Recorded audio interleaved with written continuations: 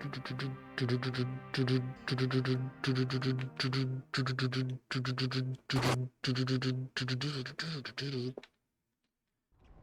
everybody, hello, welcome back to ESAS. Yeah, picking back up where I left off. Sorry I had to end the previous thing so abruptly. I had real life things that came up.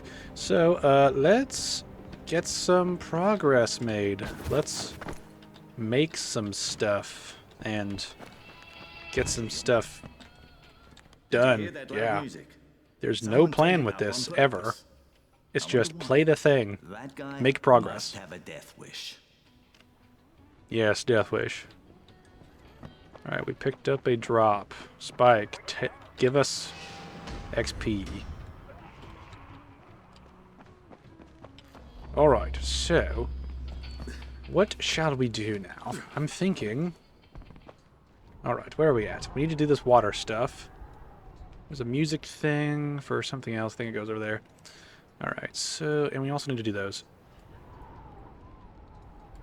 There he is, the best runner in the zone. Alright, let's get... let's see, there's a bunch of infected down there. Zombie, zombie, where's a zombie?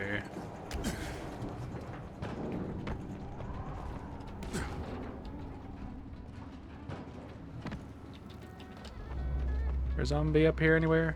Nope. I was hoping there'd be one, because then I could jump down and camouflage and do cool stuff. Hey there. You're going to help me out.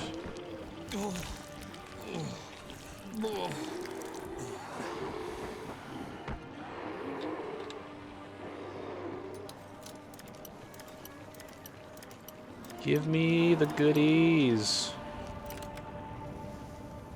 Gotta love that camouflage.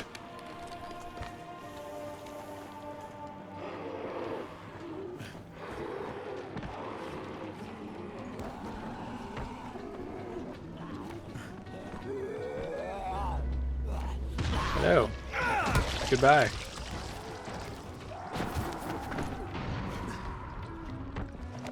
Aha!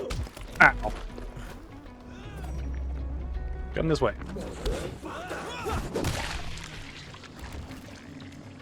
Gotta appreciate the drop attack, man. It is a game changer. This is the one thing. I'm not really gonna take chances with my health anymore, just given some of the stuff that's happened. So if I get below half, I'm gonna start healing. Just to be safe.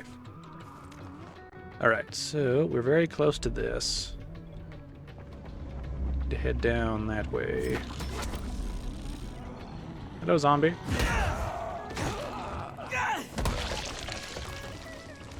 Alright, do I have... okay, I have things selected. Ooh, rice goods.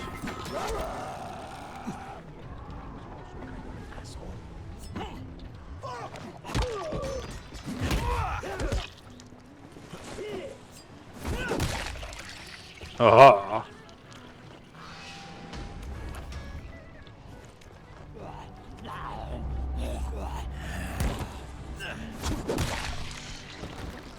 Alright. Alright, where... thank you. Alright, let's get back to what we were doing here. Gotta love them skill points. Alright. Regeneration is good, but I'm gonna try to keep it above a certain point.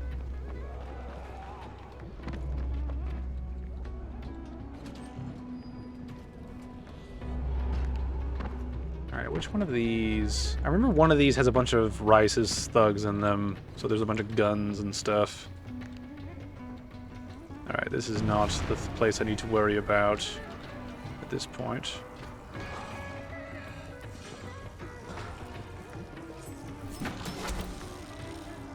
No! I have the technology. Let me use it.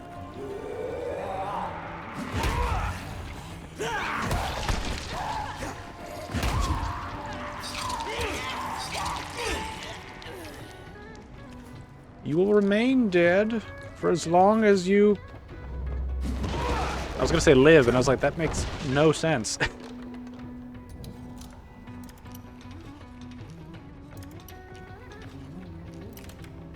me the loot.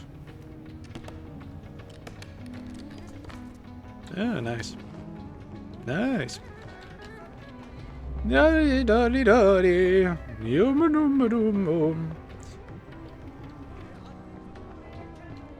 Alright.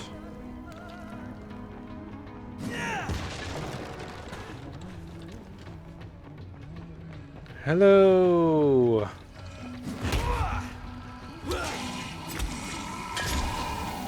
Back away, back away. I'm trying to back away.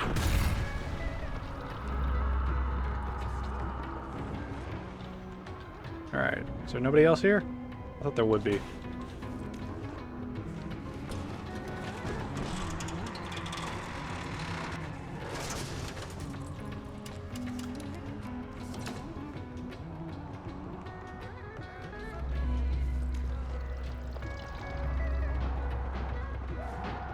It's time.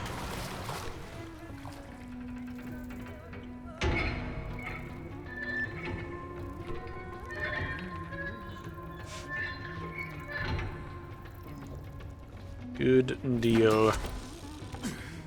Alright, let's see. Where's this next one at? Alright. What we could do is go towards that one, and then we could grab that drop, sneak around, do these two things. Grab that airdrop, do another airdrop, turn in that other quest to do those things. And maybe we could do I want to do all of the side quests here before stuff happens. You know, as we do. Let's head over that way.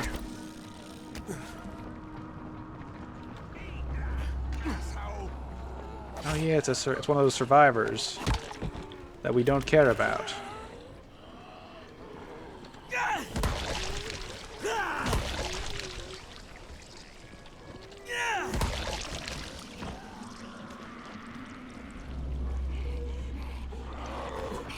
Inventory's already full again.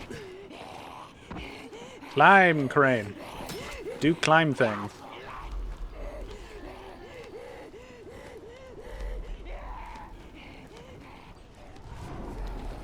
Alright, come on up here. I know you want to be up here.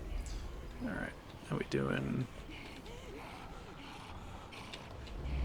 Why did you... What are you doing? Get up here. Whatever you doing, get up here. There we go. Alright. Okay.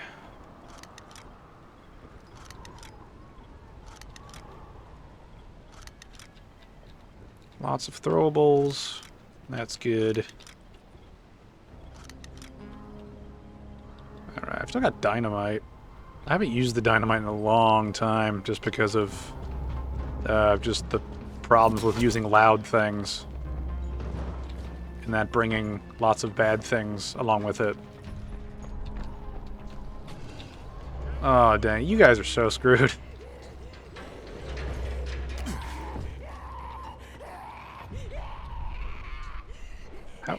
How did you get down there? Oh, well, whatever.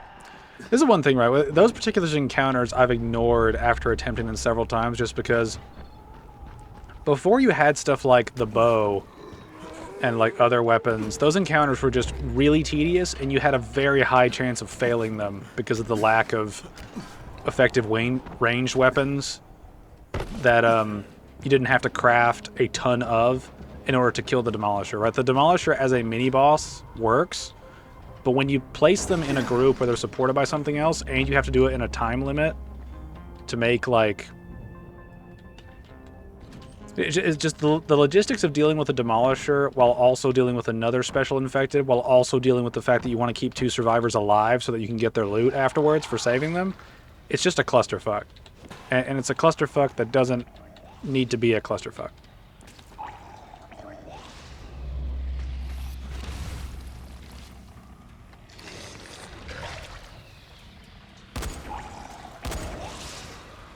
Alright, I really don't care about a lot of this.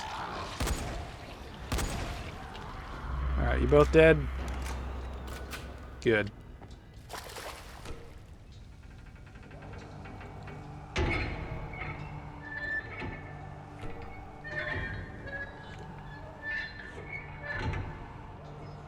Nice. Alright.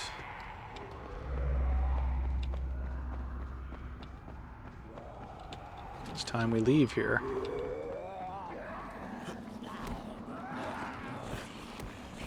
One thing I'm not looking forward to when we get to Dying Light 2 is all of the, Wait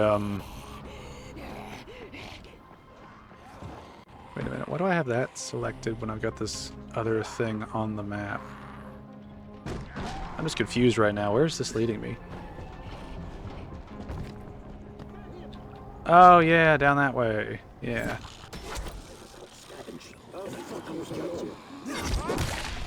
Why do you pick the zombie?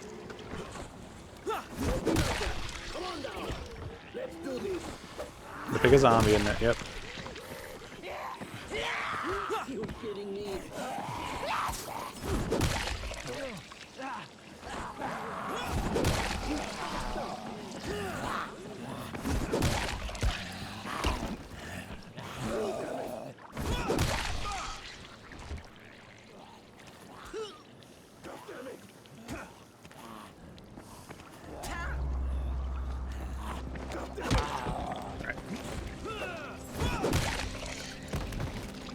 Thank you. Come again? Alright. I was ranting about something, then I forgot about it. What was I ranting about?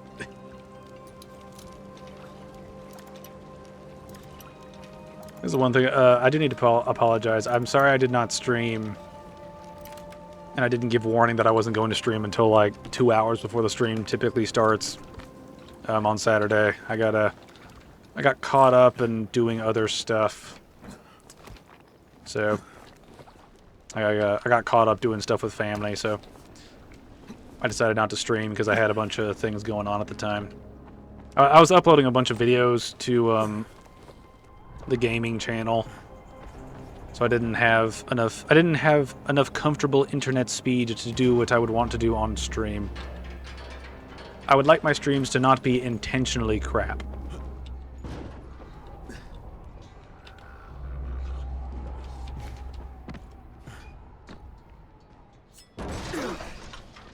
Damn it.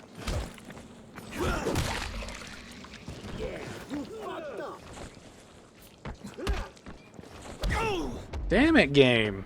What the fuck?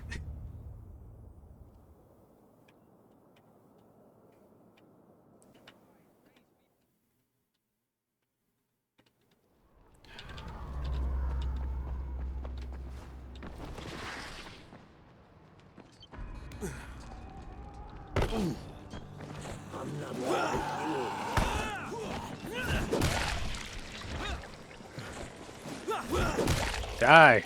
Jeez. Should not have taken that long.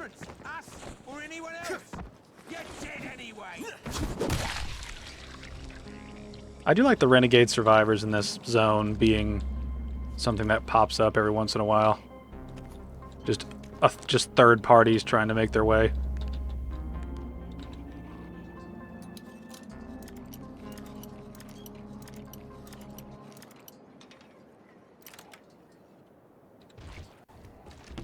Alright, let's go... I don't remember which outpost that is. Alright, which direction is this? Just south. Okay, that's easy.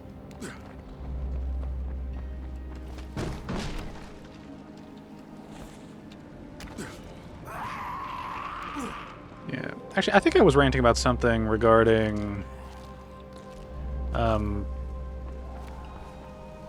I was getting ready to rant about something from Dying Light 2, and I forgot what it was.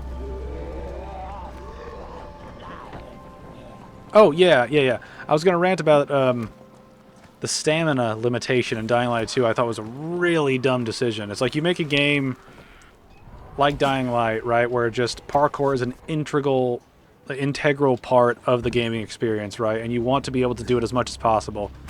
And then you have parkour play an even bigger role in Dying Light 2. But at the same time, you have a stamina timer going on while you're climbing stuff. It's one of those things that is just like, we didn't have that in the first game, and it was fine. why do we need it now?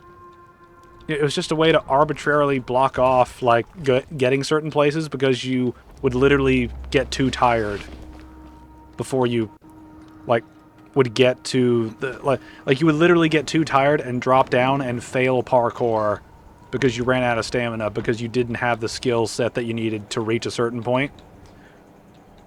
And I hated that in Dying Light 2. It's such an arbitrary restriction, especially by comparison to what we can do in this game. Not to mention that Crane has been doing this parkour for, what, like... I don't even know, like a few days? Like 1 week by the time the story's over? Right? If you don't count, like, just sitting and waiting for the day-night cycle to pass. And yet Aiden from Dying Light 2 has been doing it for years by that point. He should be better at parkour than Crane is. And he's not, because game mechanic change. And it's like, what the fuck? It's one of those moments that kind of, like, infuriates me about bad sequels that just screw stuff up. It's like you had potential. You really had potential.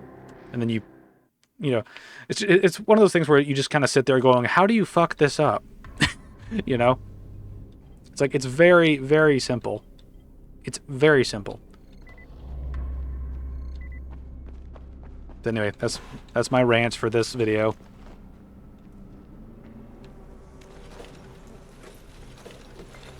Arbitrary mechanic changes are not cool.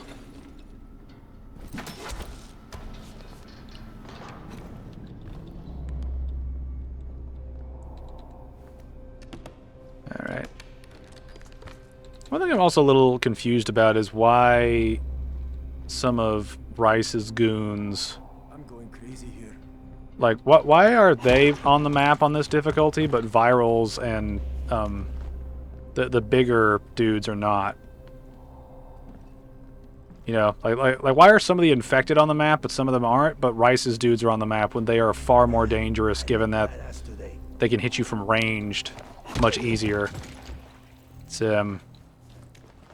It's been something I've been confused about for a long time.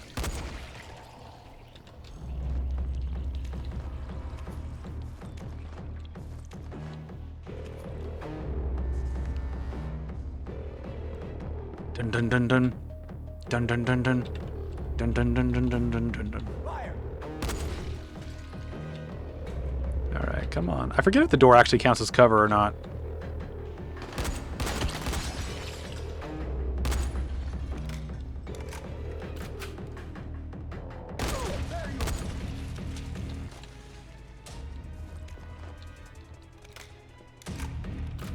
This is another reason why we like the military or the police rifle. Higher damage. And also means you waste less ammo.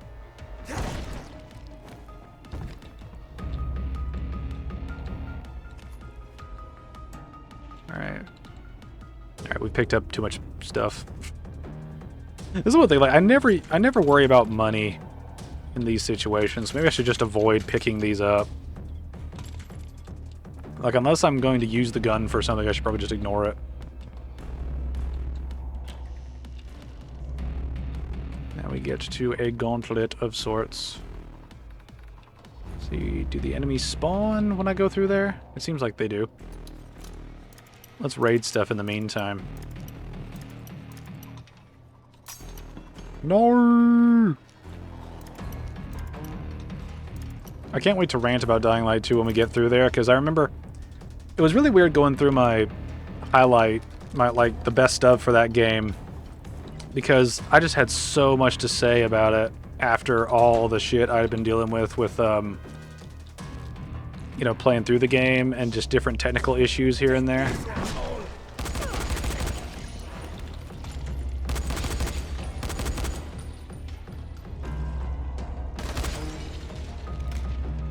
But I have very vivid memories of going through Dying Light 2 for the best of, like, highlight reel, and just being very underwhelmed at a lot of the shit involved. especially with some of the technical issues that the game had, right? Like, there were several moments where I was just like, I don't, like, how are these mechanics not working, you know? But, like, how are these different elements of the game not working? Did he just die on this because I shot him in the foot? I think he did. But yeah, it's just like, the failures of Dying Light 2 are unique, because it's like you had... It's like almost all the elements of the game were done better in a previous release. And that sucks, because it just means the developers, like... It just means that they have... you know, you want a developer that has consistent patterns for success. You know, they're not just gonna... You know, they're not just gonna... you know, like, you want to know that there's going to be a consistency there with the developers that make games, right? Even if they're not particularly good, if they're good at certain things and they stick to their guns and continue to be good at those things, that can be really nice as, like, a player who enjoys X, Y, or Z by, whatever developer you're behind, right? It leads to fun experiences and consistency that help with,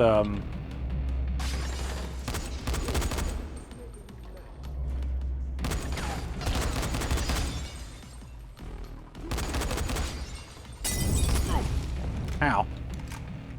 Owie. But, seeing the developers that made this game after Dead Island, it's one of those things where it's like, oh, they learned from their mistakes. And then they went and created a whole series of new mistakes by the end of Dying Light 2, and I was like, wow, that just sucks. That just hurts my spirit, you know? And I was like, wow, that's just not fun. It's just not fun to see a developer that you had faith in fall apart. And this is why I want to play the Beast on stream, is because I would like to get that experience and see how it is by comparison to the other games. You know, because I'm hoping that this will be a learning experience for them where they can, I hope for this to... Oh, they all respawned. Neat. But, I want this to be a learning experience for those particular devs where they can make the most of the goodwill they had with Dying Light and that they had with Dying Light 2. Because it seems like that they've had a lot of things... It seems like they've stuck with Dying Light 2 and repaired some of the mistakes, quote-unquote, from what I've heard. Like, they've continued to update it. They provided the same sort of post-launch content, sort of care and dedication that they had with Dying Light 1, which is a good sign. It means that they care about the game. They're not just going to dump it and go back to Dying Light. But at the same time, it is just,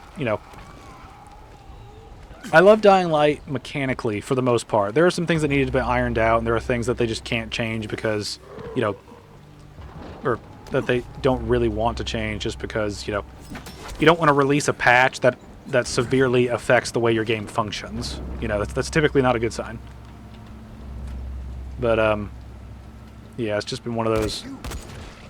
It's just been a very weird experience being a fan of the Dying Light game. And then going back and playing Dead Island and being like, wow, they learned a lot when they made Dead Island. Or they learned a lot from making Dead Island when making Dying Light. And then they completely undid that stuff. They completely undid that when they made Dying Light 2. It was like, wow, they just... It feels like they're throwing shit at the wall and seeing what sticks. And Dying Light, more things stuck than didn't. And then Dying Light 2 was just going back to things that stuck less. And I think the biggest problem, too, is that Dying Light 2 had so much potential, given all the success of Dying Light and everything that they had that worked in Dying Light, right? Like, if they just copied Dying Light's mechanics and fixed some of the story issues and just made Dying Light 2 in a bigger world, that would have been a winner. Instant winner. As it stands now, they made a sequel that's bigger, but not better. Alright, everybody. Going loud and proud. I'm recording this in American Pride Month. It's great. And not the gay pride stuff. Can you imagine... This is totally off topic, but can you imagine if we had, like, a straight Pride Month? Just how annoying that would be.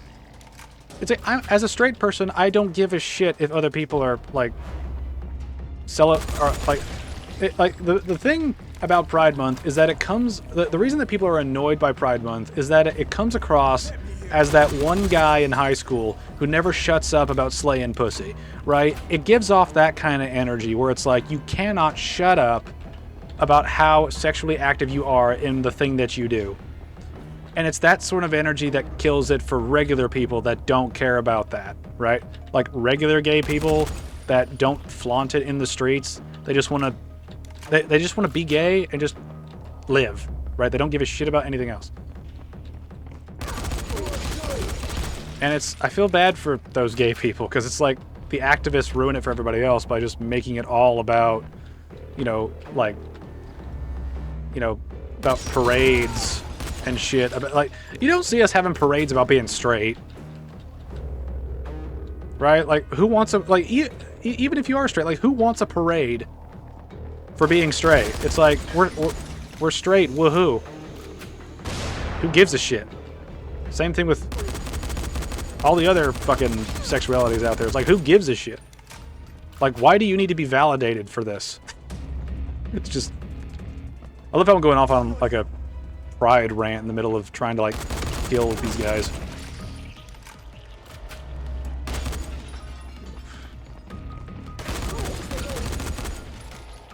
Yeah. Anyway, how are you guys doing?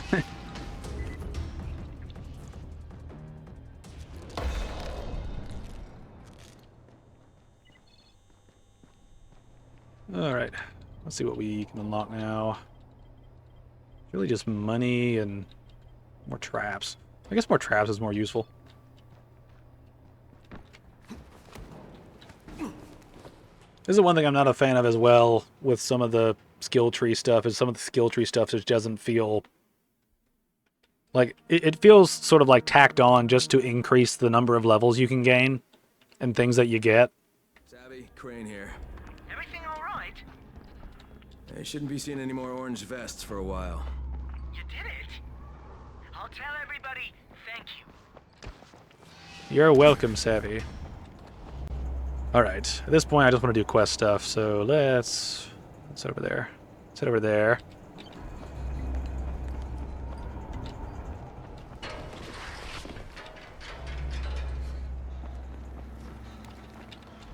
Alright, because I want to kill these guys, I'm going to kill these guys.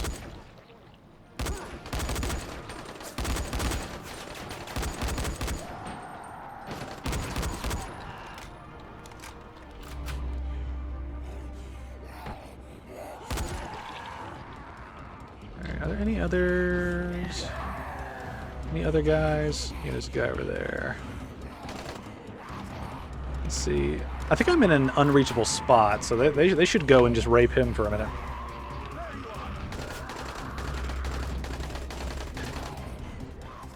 Come on, fuck him up.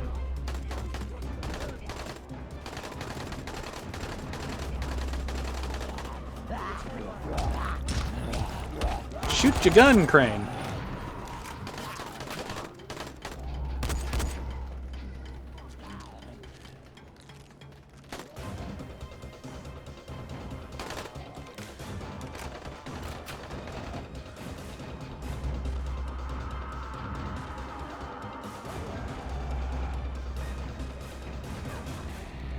I just want to see if the infected can kill this guy.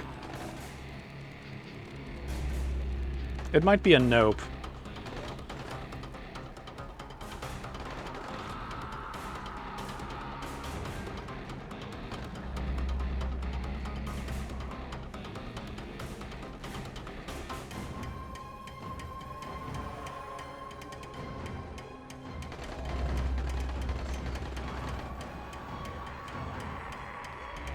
He's actually doing somewhat okay.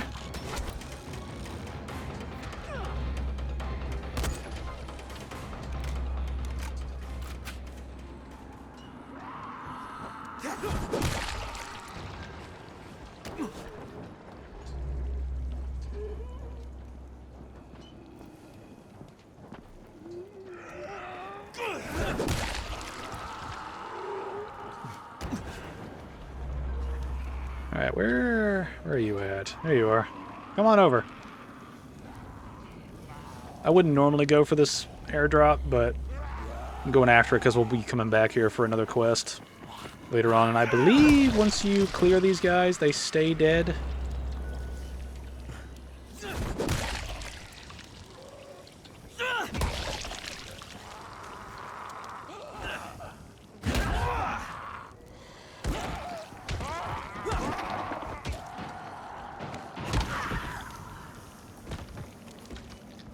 I need camo. Loot is nice. I will enjoy it.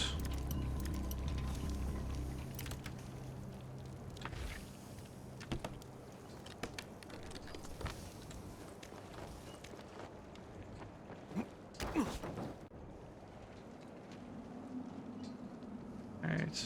There are more quests over there. We'll have to pick those up once we're done with other things.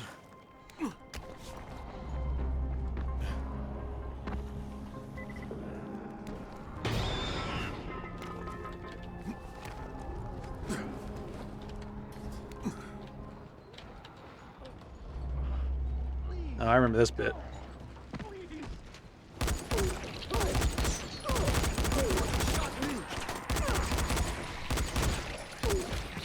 I shot you in the face, dude. Die.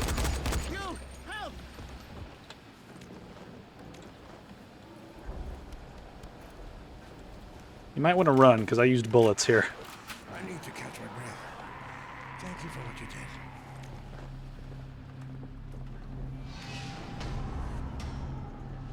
Thank you. Alright.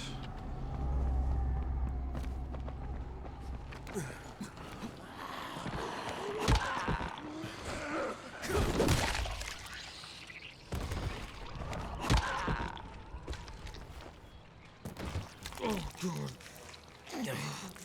Oh, God.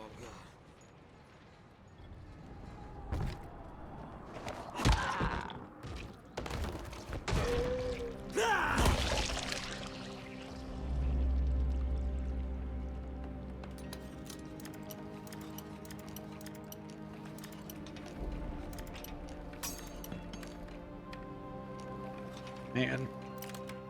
I don't remember how many lockpicks I made. Feels like too many. I could just want to force him in the corner.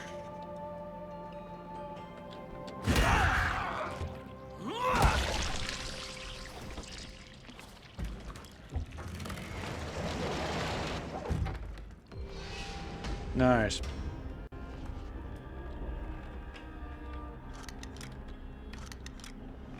I have so many throwables. I feel like I'm just going to collect a bunch of throwables until we get into a situation where we can use them all. Because I know that one area at the university is a really good spot to use throwables. But that also has a weird trippy bit and a massive unskippable cutscene, which is just lame. Unskippable cutscenes are a sin upon gaming. They should be punished with great aggression and other shit. Yeah, I really hate unskippable cutscenes. Especially unskippable cutscenes that appear out of nowhere. That's really annoying. I've not played a lot of Far Cry 5, but of the like 2 hours I did play it with a friend, that one sequence where just the one sequence where just we were playing along and then just running around and all of a sudden out of nowhere cutscene. Cutscene for some reason, and I couldn't skip it either. It's just like, why do you do this to us, developers? Why do you do this sometimes? Go away. This weapon carves through them good. Let's see. Oh, wait, yeah, it's the main valve that has the, No. What are you doing, Crane? Stop it! Stop it! Yeah, it's the main valve that has the guys with the guns at it. I remember that now. Okay. I knew one of the areas for this quest had a bunch of the dudes just standing around being threatening.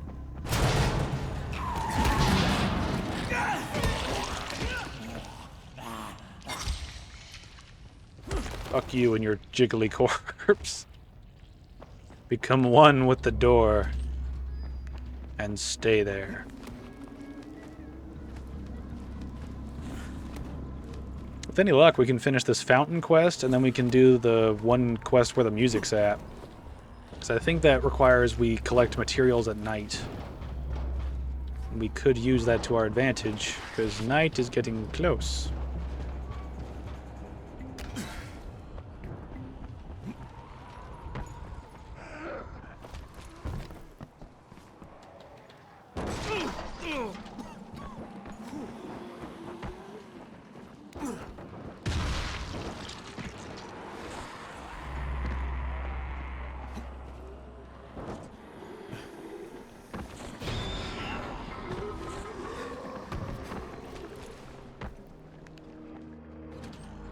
Okay, what now? Look for the main valve.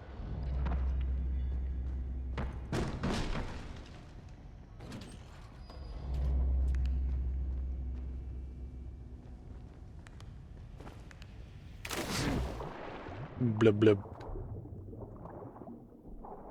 Oh, it's weird. Every time I get into water, I think of that moment in my Dying Light 2 initial walkthrough where I get into water and then I cannot physically get out. It was one of those moments of like, what the fuck are you doing, game? You just won't let me. We've got company. Bruh. Come on, pop out. Bro.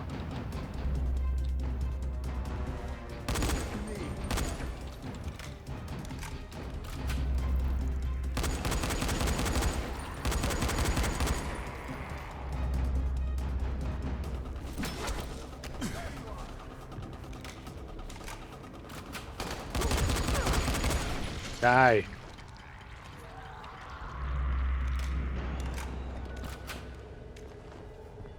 More throwing knives. Company.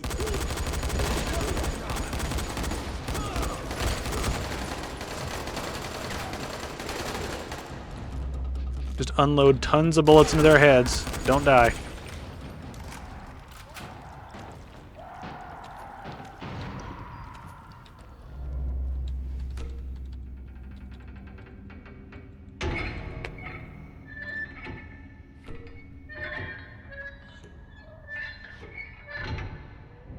Done. Mort, any progress? Yes, yes. We've got water again, not just in our building, but in my whole district too. You did my job and you did it well. Even the fountain works again. Amazing, Crane. Good. That's better to drink water than energy drinks.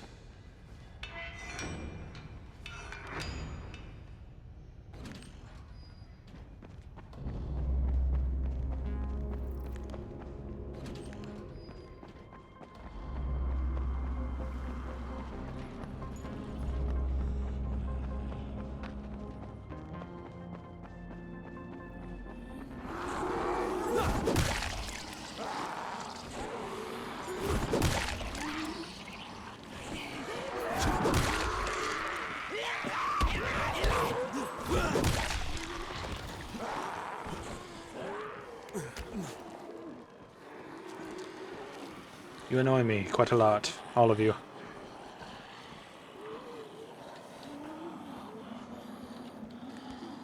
Alright, well you guys are having a moment.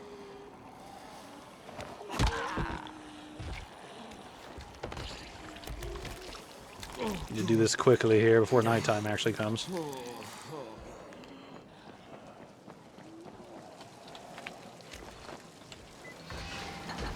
I like this little mechanic though, where you're able to drink the water and just do stuff.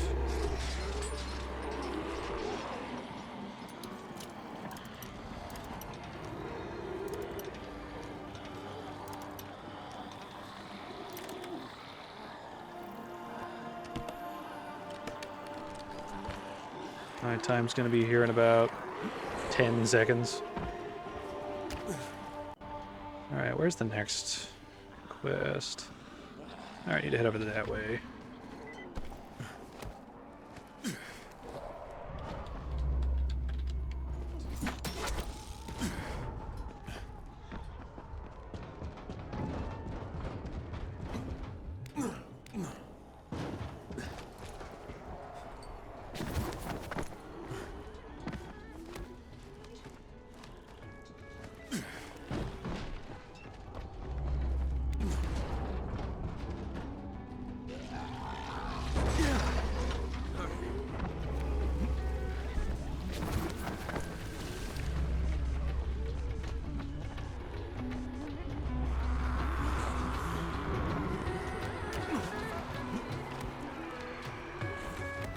night is coming, even though night is already here. Alright, how do I talk to you again?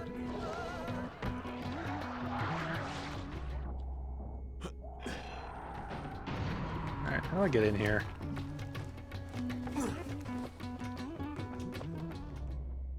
Where's the entrance? Here we go.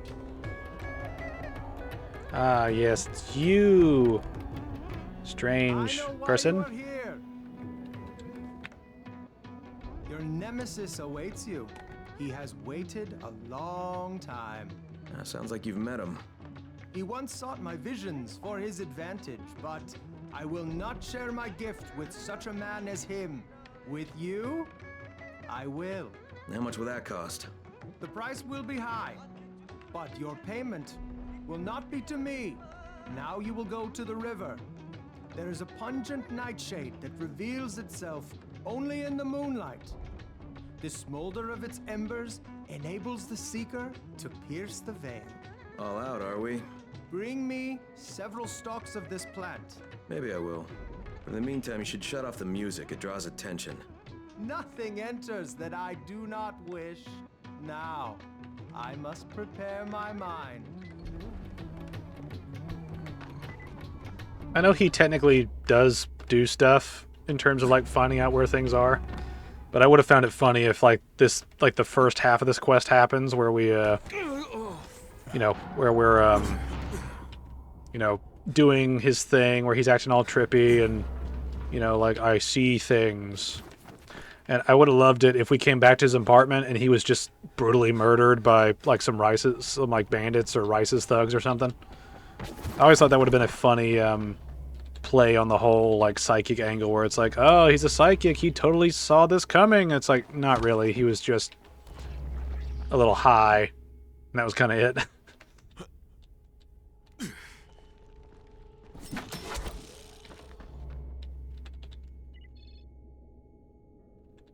Night herb. We love the night herb. The night herb is good at night because it's the night herb.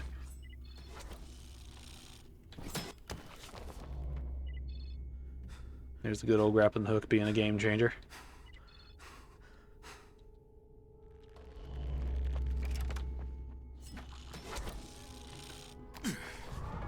Ooh.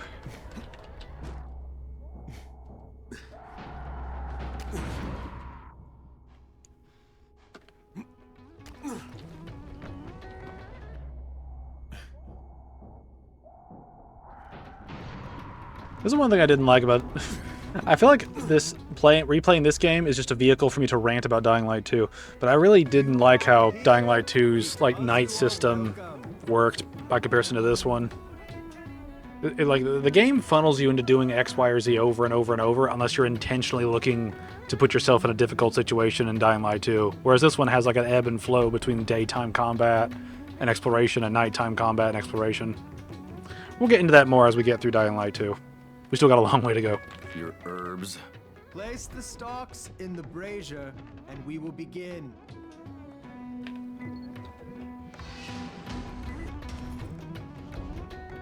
Now what happens? Speak no more. The rising sun will lead you to the fountain of crying blood, near the place where people are speaking tongues. You must follow the red trail to be enlightened. Under the deceitful number 9. The shadow of a Damn, that number self-proclaimed 9 king will be waiting for you. The king with whom you shall have to fight. You'll find out who he is and what his weaknesses are. When the time comes, you will take his crown or die. Thanks for that.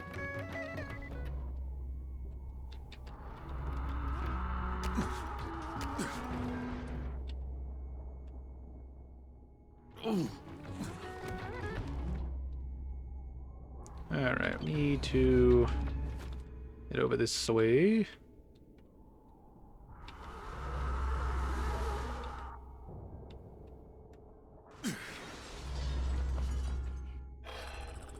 Get up there. What are you doing?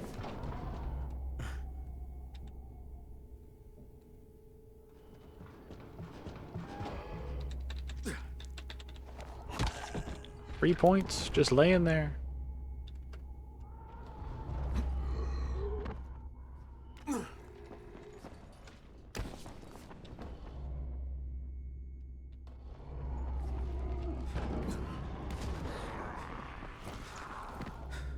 Alright, we gotta get way down there.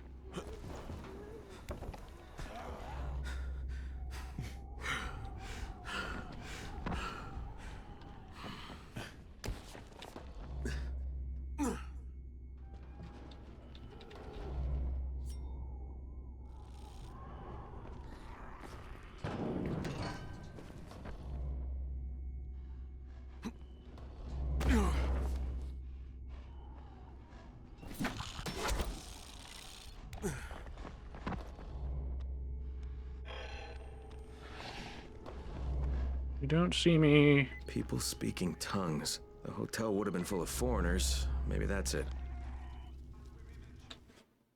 Now I forget. I don't think volatiles will be in here at all. I haven't absolutely tested the breadth and width of every single encounter at nighttime and daytime. Being set So up. I guess the deceitful 9 must be a room number then. So we'll see. I'll see how things go.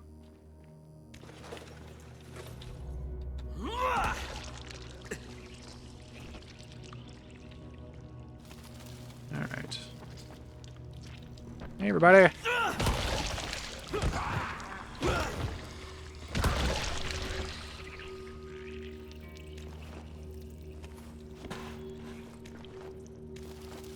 Katana! Alright, I need to get in there. That's what I need to do. I forget how this... I forget what the plan is here. I think it's go up. Drop down into a room. 107 is the last room. See. Oh, wait, I forget. Isn't it? We go up to the Deceitful 9 room, and then we get the prompt to go back down and do shit. I think that's what I'm thinking of here.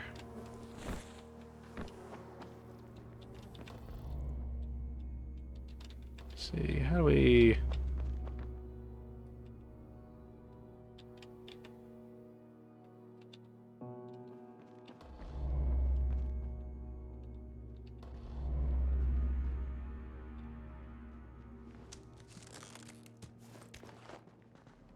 Gotta love that Halva brand chocolate.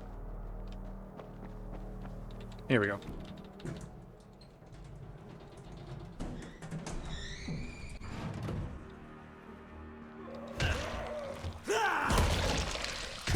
My body is the weapon.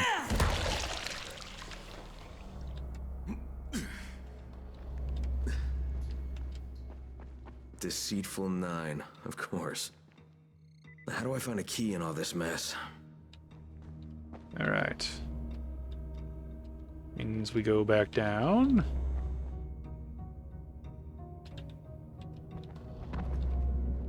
Let's see, how do we get into that room? Isn't there a... Yeah, here we go.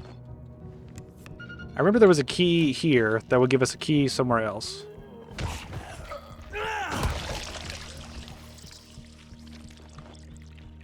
Oh, man. Forget, can I make that other pistol yet? Ah, I need more requisition packs. I'm gonna take all the keys because why not?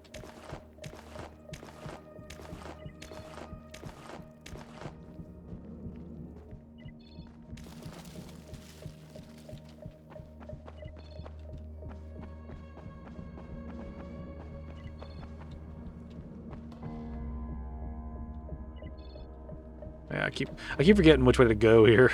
Keep getting confused.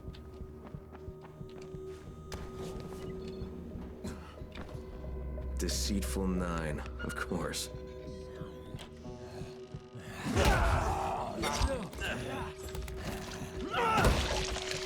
Nice knowing you.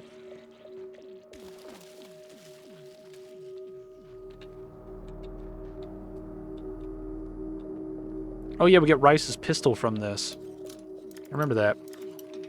I remember it's not really a bad gun. It's just, it's weird to give a 3-round burst weapon like, it's weird to give a 3-round burst pistol weapon in a game where firearms are usually discouraged. This was Rice's room. He must have set up shop here when the epidemic first began.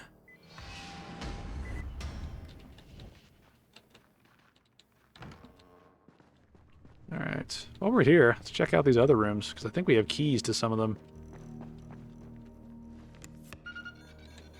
Yeah. Hey there. Would you like to play a game? You're not reacting to me, which is strange. I wish to get rid of throwables.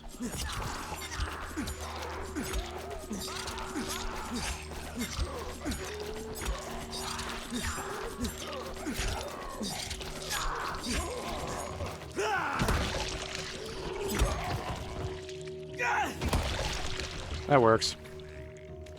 That'll work for me. Does daytime still tick down here?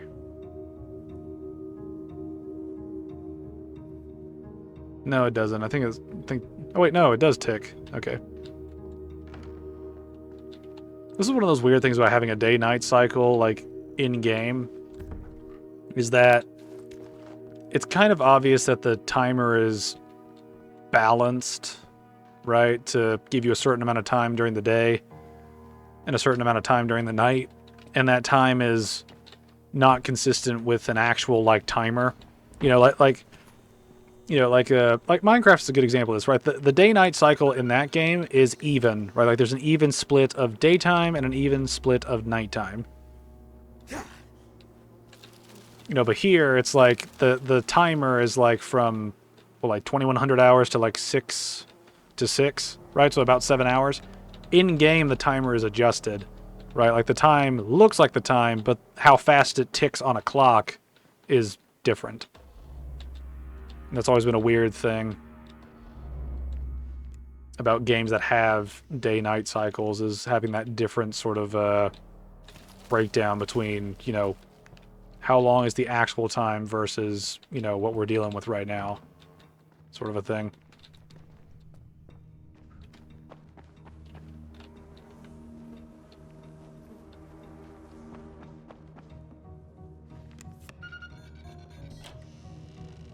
I'm basically just using this as an excuse to not, you know,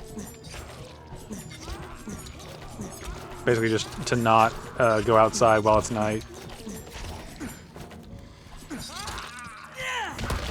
This is a neat little thing, too, these two infected looking at this other one. I wonder if that's an intentional sort of reference to, you know, like, the storytelling going on here, right? Like, that one hung himself. This one clearly overdosed because of all, like, pills, and I guess those are pills. Are those, like, EpiPens or something? I don't know. It's just that sort of weird thing where, like, there's a bunch of little moments throughout this game that I think really help make the experience more interesting. That's one thing I will give these developers. They do a really good job of environmental storytelling, even if it's not, you know, the best version of that possible. But I mean, there's still a good bit. There's still a good bit around to enjoy from a environmental standpoint.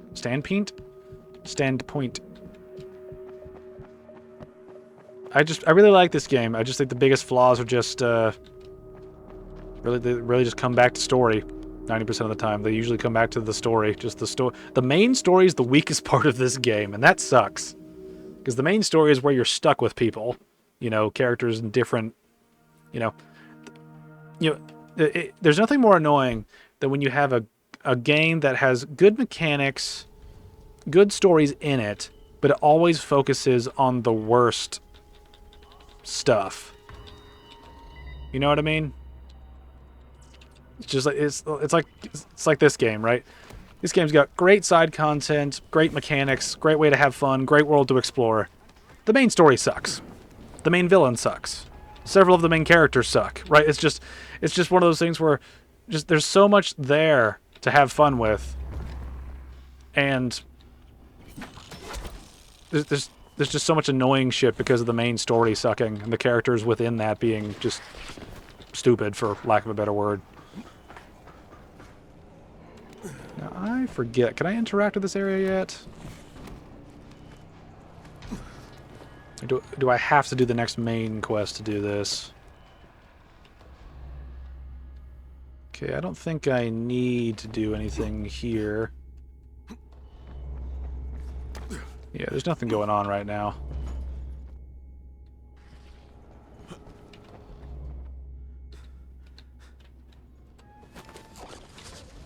Rupert! Your buddies call for aid. Oh, one thing I've been forgetting to do is do all the safe houses around. I need to be mindful of that. Oh shit! Okay, that could have been really fucking bad. Alright, let's die.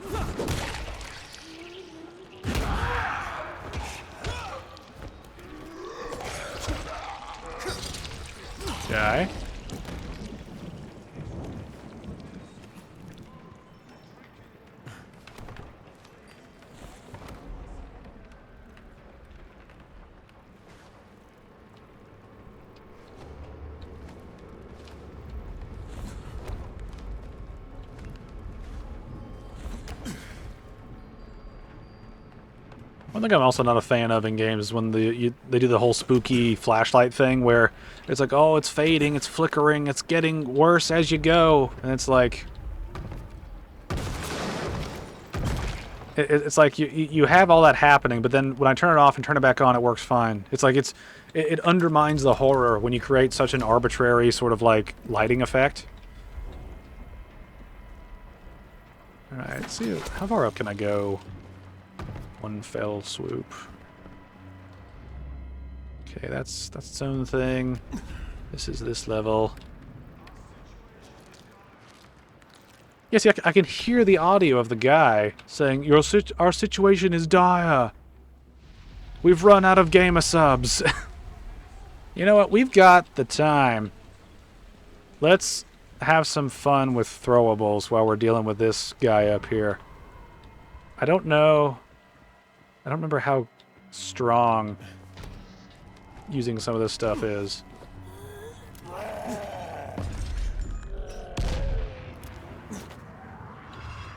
Don't hurt me! Shit. I don't know how much damage that did. I wasn't getting points for it, but...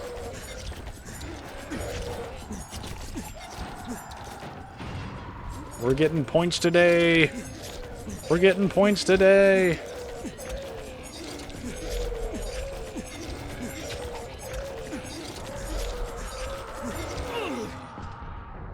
Now, one thing I'm not a fan of is the shockwave effect of these guys' like melee attack. It's very weird. What the how did okay. And you're still alive. Great. Oh wait, no. Okay. That was fun. Good stuff, man. Good stuff. Fun stuff. Fun stuff.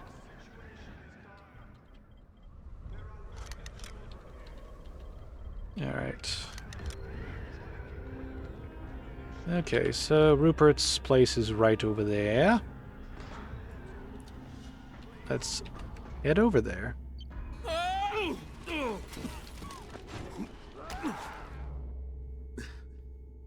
Rupert, I'm going to help you deal with your trauma.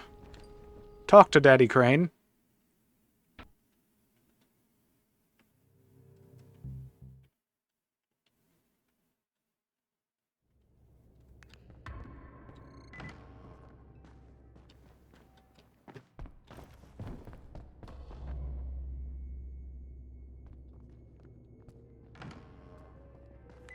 Who are you? This is one of those stories that really touches me, though, that Rupert's, like, watching all these kids, and he and his wife were watching over them for a long time, but, you know, just things don't go their way, you know, and he loses his wife and stuff like that, you know, on a mission to, like, help kids out. It's just one of those moments that kind of gets to me, you know, of, you know, losing your significant other, while you're doing, you know, what is considered sort of great good, you know, watching after all these kids whose parents have turned and are shambling around the streets. Like this is what I'm talking about, right? Like there are so many good little stories in here, but the story's bogged down by just the main villain sucking, and the drama with the Aldemirs sucking, and the whole, like, being a pawn of greater people's thing that hangs over the main story just ruins the tension and the characterization and the world building that you get in the smaller side missions. It's just a shame, really. It really is just a shame that so much good stuff in the game is sort of pushed to the side while the main story is just lame in a lot of parts. Anyway, here's Rupert. Crane, I was looking for Rupert. No, you weren't. You were looking for a gunsmith who happens to be named Rupert. Fair enough. Would like to talk about some weapon modifications? You work for Rise? No. Well, I suppose that helps. But I'm waiting for my wife Jasmine to come back. Until she's here, I can't leave. Has she been gone long? No, not long. So it'll probably be a while before she returns. And what about these kids? Are their parents... Dead, I hope. Every day, I'm terrified that one of them is going to look out the window and see their mother or father shambling down the street. I don't know what I'm going to do when that happens. What have you told them? Half-truths. That a dark magic has taken over the city, but that I'm a good wizard who can protect them. It's the sort of game that doesn't end. Jasmine is better at this sort of thing. Hell, I'm a gunsmith. What am I doing playing this magical nonsense? Seems to me you're doing pretty well.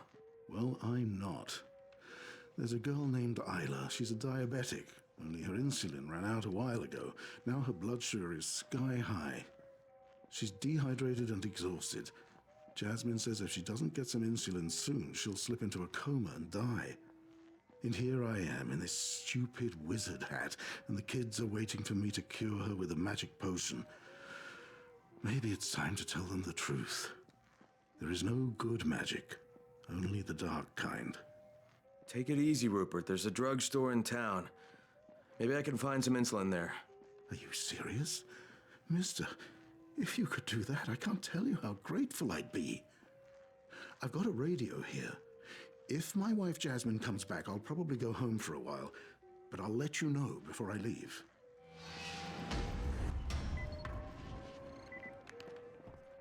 Alright. There we go. Alright, so we need to go do that. Yeah.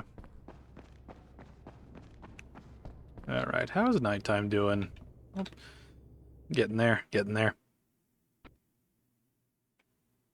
I wonder if we'll even get to a main mission this stream, not the stream, this recording.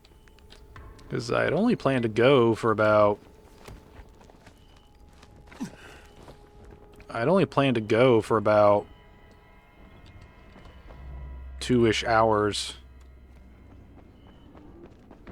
Ah, shit.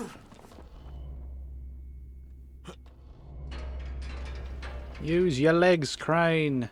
Use your legs.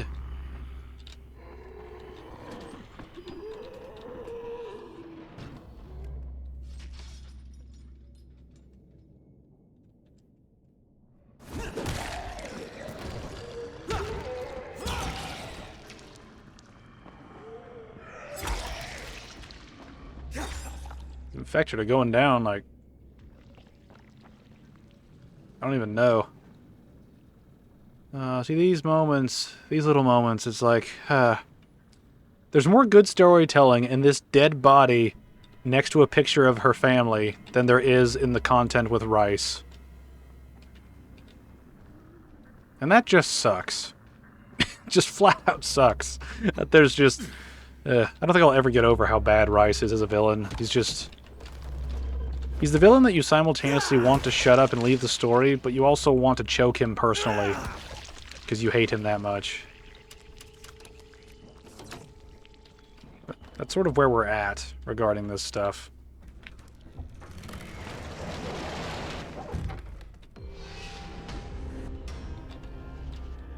Did you... Okay, that's the road. Okay, I was like, what the hell's going on? Alright. I've been tempted to write, you know what's funny, actually? I got an idea to, but I'm the kind of guy that loves to keep ideas for storytelling for later. And so I've got like a shit ton of notes in my phone about just different story ideas I've come up with over the years. And one of the big ones that I'd like to tackle is a zombie story, but I want to tackle it in a way that I saw some Asian, I don't know what country it's from, but I saw something on YouTube one day about this one movie about a guy in some Asian country. Again, I don't know. I barely skimmed past it, a video talking about it. But he basically lives in an apartment, and the zombie outbreak happens, and he's trapped in the apartment, and so he just kind of exists in the apartment, and he deals with the different zombie threats that sort of come up in and around the apartment. And as he's doing that, he's just kind of locked in there, and he's just trying to survive, you know? And it's a scenario where it's a nice change of pace from the zombie shit we typically get. You know what I mean? We're always, you know, we're always at a mall, or we're on the street running from them, or we're dealing with just a horde of zombies overwhelming us in the streets or in the woods or something. You know, it's nice to take a very small environment and then do a different sort of story based on the zombie sort of threat, right? It's one of the things that I love personally about zombies is that the threat is so malleable to the different stories that you want to tell that you've got so many options for storytelling that it just seems like a lot of people just don't do because it's easier to, you know, because it's easier to do X, Y, or Z with it as opposed to doing like an interesting story based on, you know, like there's so many opportunities to do good zombie storytelling, but you just have to do it in context of like, you know, like there's so much you can do with zombies in all kinds of different settings, but it seems like we gravitate towards like the top like 5% of ideas, and that just sucks, right? Like, and it's good to see that like a lot of people in the East are experimenting and doing different things, sort of with the zombie idea, right? You know, like it's great to see that people are exploring the alternatives to just a bunch of zombies attacking a place and we're holding out against them, right? You know, it's nice to see alternatives to the big set pieces that we've kind of gotten used to in the zombie environment, where it's like a crowded city, you know, going through the streets, or it's, you know, hunkering down at like a mall, you know, or like some other building that has tons of supplies, and like a Walmart or whatever. It's nice to get out of those sort of environments and get more into, just get more into No insulator. more interesting environments where you have to write in interesting ways to account for the fact that we've got issues with, or to account with the zombie issues in different environments. It's just like, and I've liked the idea of taking a bunch of shit and, you know, like, and the reason I brought this whole thing up about like the Asian movie about a guy stuck in an apartment is what I thought would have been like an interesting thing is, you know, like imagine like a neighborhood, like a sort of like a suburban neighborhood where a zombie outbreak happens in the nearby like town, right? And then you just have shenanigans ensue because of the people involved around that environment, right? Like the different, like what would happen with all the neighbors and stuff, maybe turning on each other, all the shit that would come as a result of all this. You know, just that there's great potential in a lot of different zombie stories. And just, I wish there was more done with stuff, because it feels like there's a lot.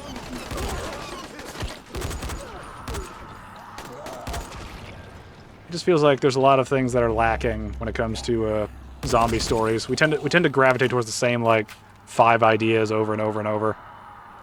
And it's nice to see them in different environments that you see in a lot of different Asian things that I've seen of late, where it's like you see them on a train, and that's the whole like thing, or you see them in an apartment, like that story that I saw. Right? It's nice to see a change of pace.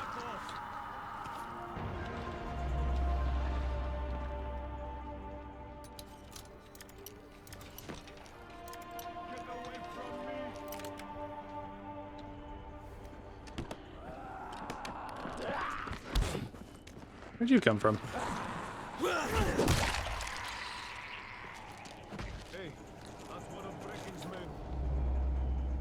Oh, you're a survivor who's just stuck on that side. Okay, I was like, why are you over there?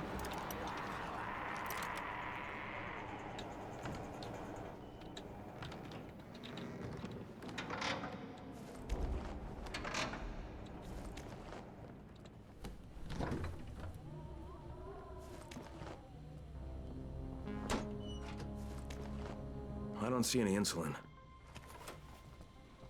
Hey, Troy, can you hear me? It's Crane. Yes, Crane. What do you need? There's a bunch of kids in the Magic Fortress. Did you know about this? It's news to me. We thought that place was empty. Do they need assistance? From what I've seen, yes. It's going to take time to get anyone over there. Understood. I'll stay until someone arrives. Hey, look, in the meantime, I need insulin. I'm at the drugstore now, but it's been picked clean. Maybe you could check and see if the computer works. There should be records of people who bought the insulin last, along with their addresses. Maybe they still have it? Thanks, Troy. Out.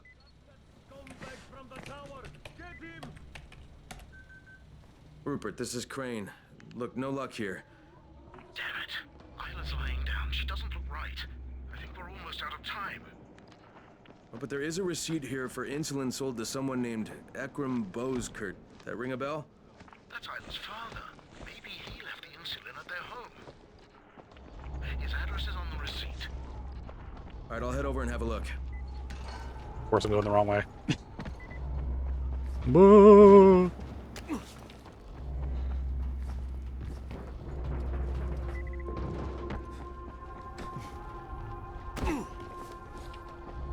You know, one other thing too about Dying Light that has kind of annoyed me is how you've got all these different sort of like lore stories that happen, you know, where it's like, hey, look, here's this. It's like, hey, look, here's this survivor who has this tragic story, you know. And it's like we don't do much with that, you know, sometimes because it's just,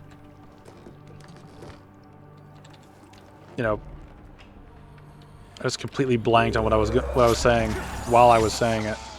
That sucks.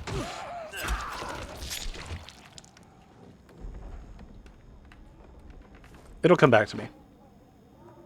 Rika, I'm driving to the pharmacy to get Alia's medication, then to Farhat Pizzeria, and then I'll pick up Alia from daycare. We should be home with dinner by 6.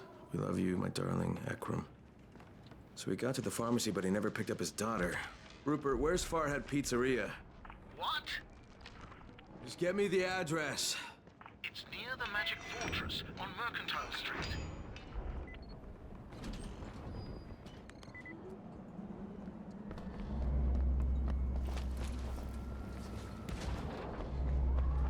Where am I going? I'm going the wrong way. Damn. Brain's not working too well today.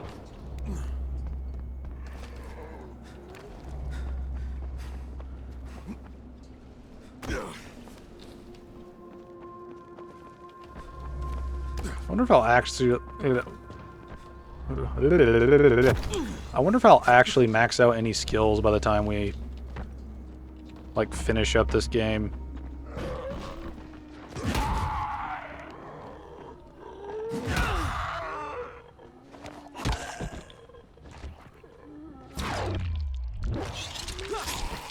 This weapon is just slicing and dicing. We got this like 6 hours ago.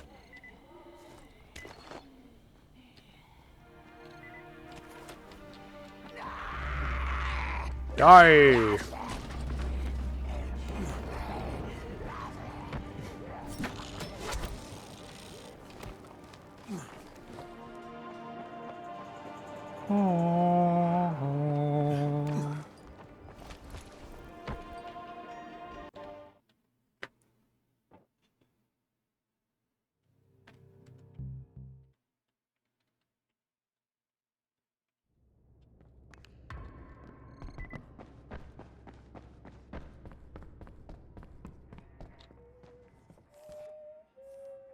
I can't believe you've done it. Will she be all right? Yes, it's exactly what she needs. I'll take care of Isla, but could you keep the other children busy while I'm with her? Yeah, well, I'm pretty busy. Just talk to them. That's all you need to do. I've already told them you're a great warrior, like a knight. You did? When's your wife coming back? You'll be fine. I just need a few minutes. Children! This heroic warrior has returned with a healing elixir for Isla. Now he's going to stay here and be your protector, while I administer the elixir to Isla. Well, now, hang on, wait. I won't be long. This is one of those weird things, right? They keep misspelling. Like, there's a disconnect between the name being spoken, Isla, and the name that is written, which is Alia, or Alaya, right? I gotta wonder who fucked up here. It's like, is the voice actor fucking up over and over and over, or did the subtitles person fuck up over and over and over? Because this is more than an accident at this point. They've continually either misspoke it or miswrote it in the subtitles. It's very weird. Hey there, bud. What's your name? Kadim, Kadim. I like that name. I have a secret. Really? Yeah, well, so do I. I like this bit. What's your secret? I'm a GRE agent. What do you got? Can you get my blocks for me? But that's not really a secret. But some of them are downstairs, near the basement. And Mr. Rupert said we're not ever to go near the basement. Not ever. But I went down there just to see. And I heard a scary sound. And I kind of dropped my blocks. They're kind of all over. Could you get them back for me? Huh. That's a tall order, but I'll give it a shot.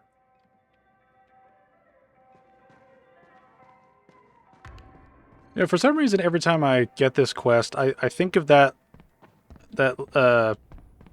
keep thinking of the line from, I forget which Harry Potter movie it is or something, but McGonagall's saying something for the boy, and I don't know why, but that always pops in my head every time I see this quest like title pop up. I don't really know why. It's a confusing thing my brain does where it links sounds to things that don't relate to that sound whatsoever. It happened to Dying Light a lot, where I'd like be listening to music while grinding points, and then it would show up again later. Here you go, Kadim. I'm weird All like blocks that. accounted for. Thanks. Hey, are you going to tell Rupert about this? So, will you keep my secret? That you work for the... Who is that again? Your secret's safe, Kadim. But I'm gonna talk to Rupert about those noises in the basement. I heard them too.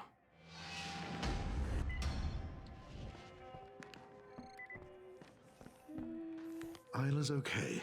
She's sleeping now. She'll need some time to fully recover. Thank you again, Mr. Crane. My wife Jasmine should be back any time now, and since I know how tiring these kids can be, I'm sure you'll be wanting to move on. Nah, not just yet. But, well, our supplies are very limited. Look, this is too much responsibility for one person, Rupert. I've sent for help. They'll be here soon.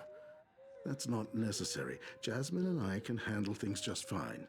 Rupert, I was downstairs. Oh, I see. I'm sorry, Rupert. Sometimes in those noises, I think I can still hear a tiny trace of her voice. I was hoping it would be over by now, but I couldn't do it. My wife, my beautiful, beautiful Jasmine. This has to end.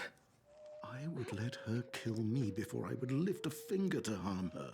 Just give me the basement key.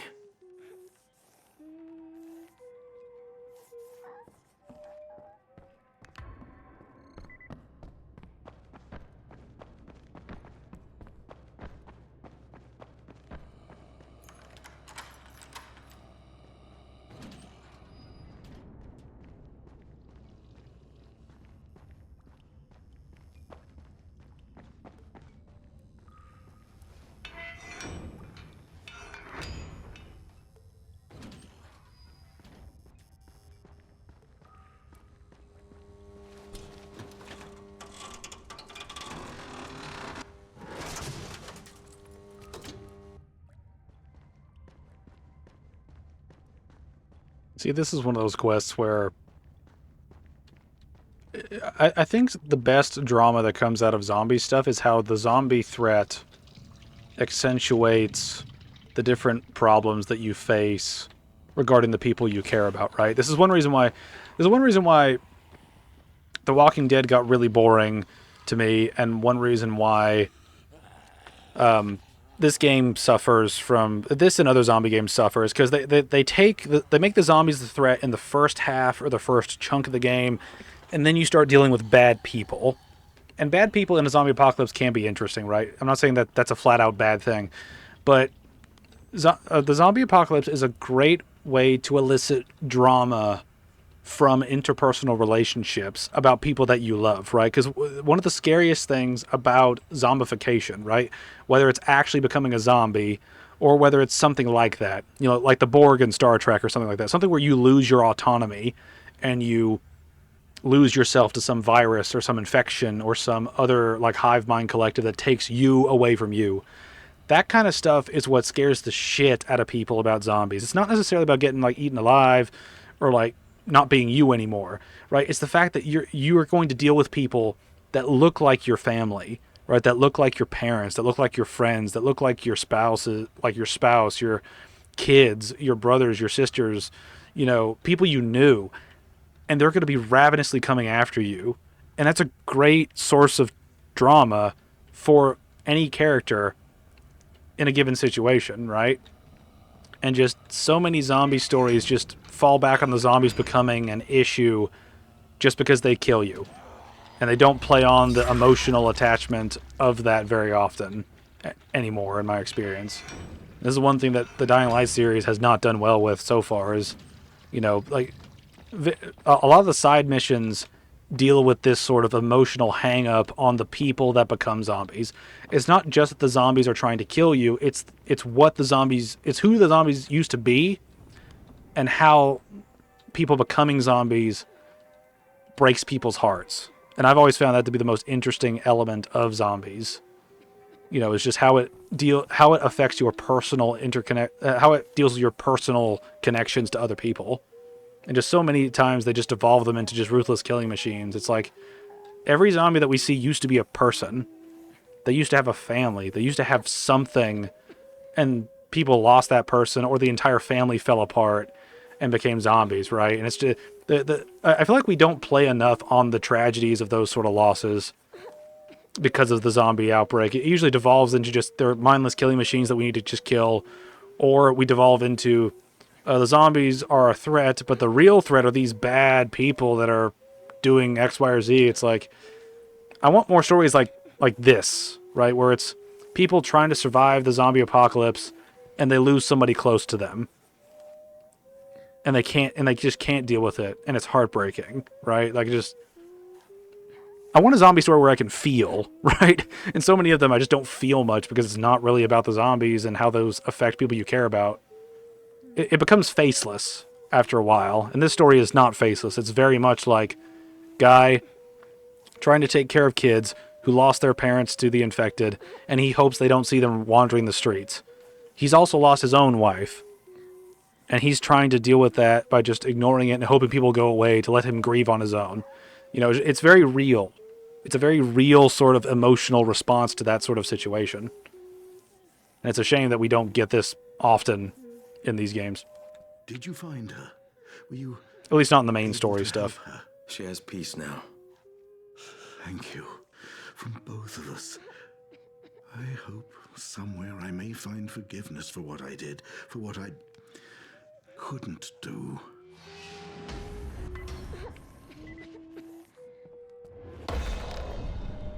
Anyway, I've had my story rant. I've been ranting about a lot this episode. It's good. Are you really leaving? I'm afraid I have to, sweetie. But some friends are coming to help you guys out. They'll be here really soon.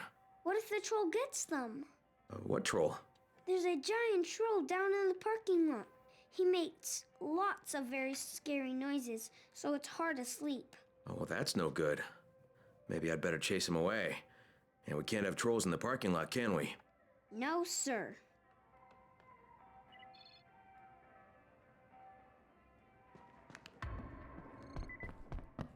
This is one thing about this troll quest that always got me, is like the guy down there, like I always forget the name of the infected, right? The guys with the huge, it's not crowbar, but it's like the guys with the slow dudes that like have the big hammer weapon, right? I always forget if those guys are called like brutes or something, but those guys, right? I always feel like this quest should have been about one of those guys, and the Demolisher being added just doesn't make sense. Because it's like... It's just like, how... Bruh. Like how is a Demolisher in this building? And how does he stay in that building?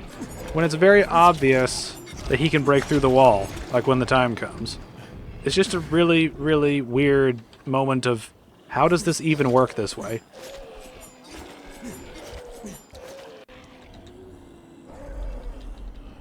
Anyway, this is a good time to get rid of throwables, so let's do it.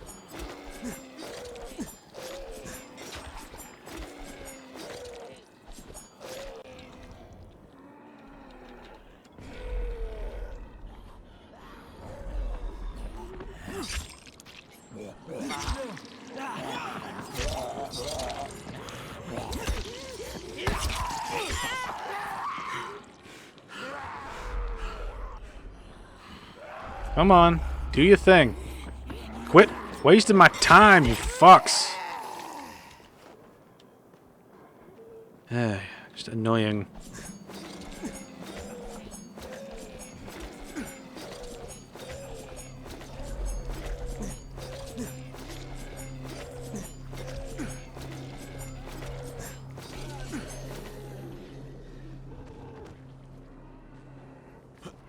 Alright, we're all clear out here.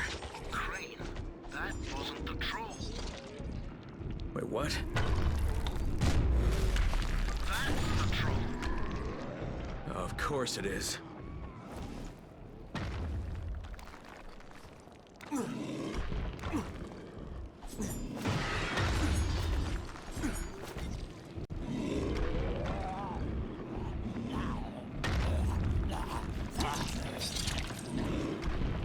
Can y'all fuck off for a minute? Just please. Go away.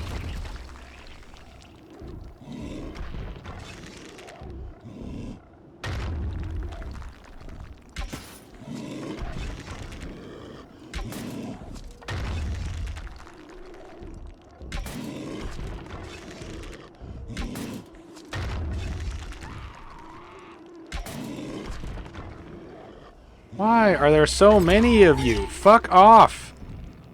I am busy.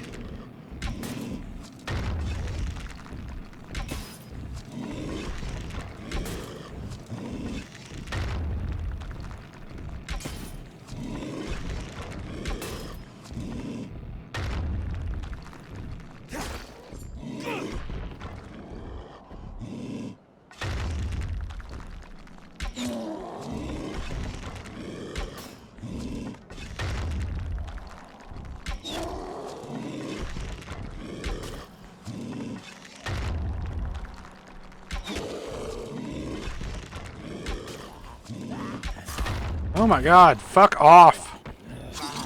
Go away. Fuck off. Where are y'all even coming from? I swear y'all are just spawning out of my ass. Go away. Fuck off, all of you.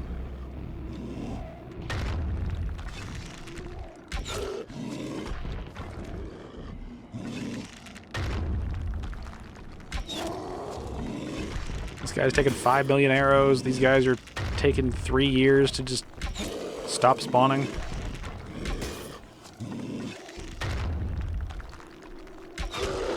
There we go.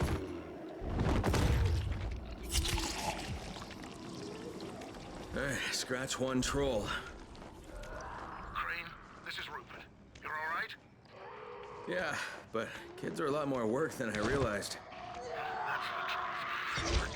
Friends arrived, so I'm turning in my wizard hat and headed back to my workshop. I want you to meet me there. I owe you one hell of a day. So it's for me to pay. Quit fucking retreating. I'll meet you there. Stop.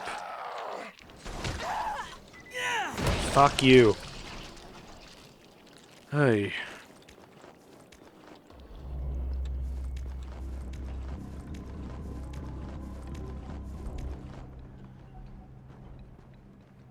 There's another reason why I don't like fighting Demolishers. They just have so much damn health.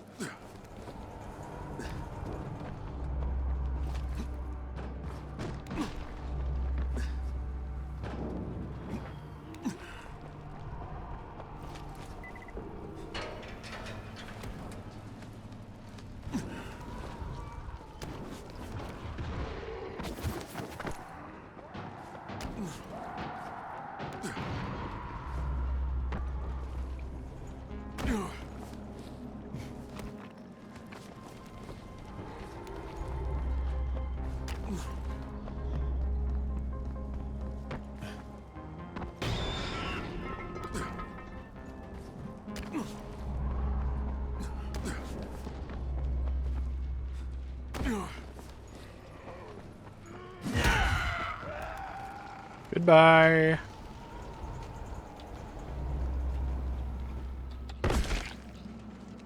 Ow.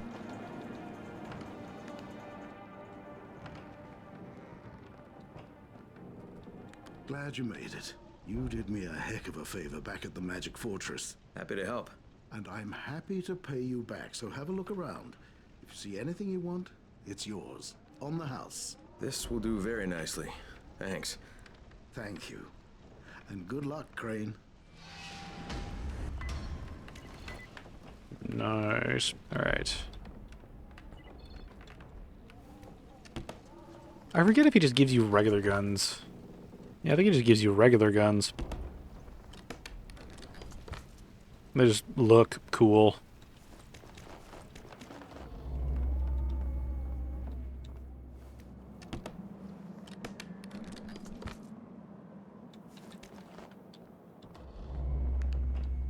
I could have sworn there was a plan in here too. I think I may have missed it.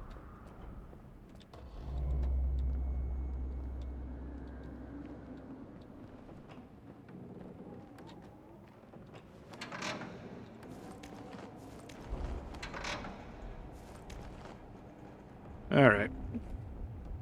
Okay, what quest do we have left? I think it's pretty much just that at this point, so let's go turn this stuff in. We'll be on our way. We'll probably end this video with the main quest, since we're here at this point. Actually, wait, that we might see the... We might have that one quest.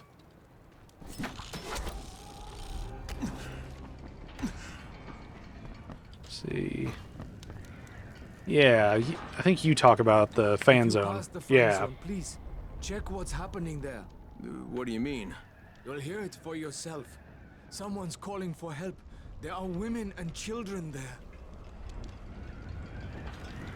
Alright, here we go. That was one question. Quest. That was one quest that I was looking to work on.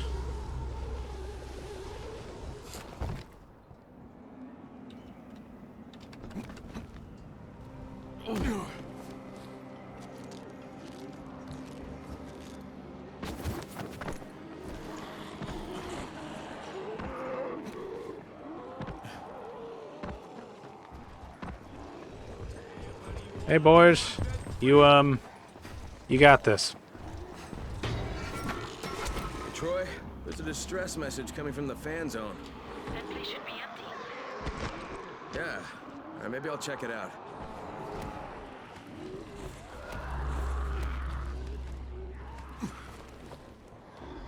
I forget.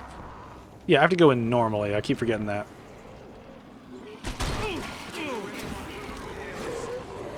Our situation is dire. There are women and children here. We can offer electronic equipment and ammunition in exchange for medicine, food, and drinking water.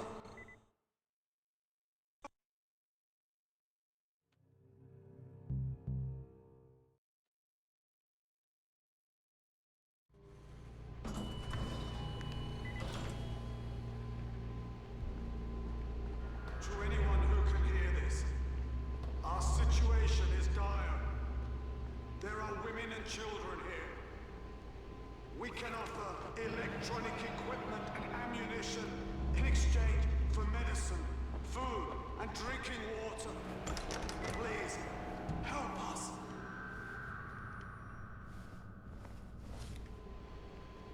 To anyone who can hear this, our situation is dire. Kind of weird how you can pick up the key card in some quests, but sometimes you can't. Like before you need it. It's like it's a key card. Like obviously you think that would be useful to have. In exchange for medicine, food, and drinking water. Please, help us.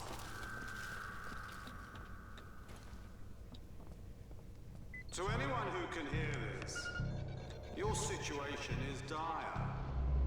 I've killed women and children here. I can offer you death in exchange for your medicine, food, and drinking water. Come to me. Tell me what's happening. I'm in the fan zone. This place is a trap. Keep people the hell out of here. Understood. Now take your own advice and get out of there. I think I'm gonna have to deal with this one, Troy. Crane out. So you wish to challenge me?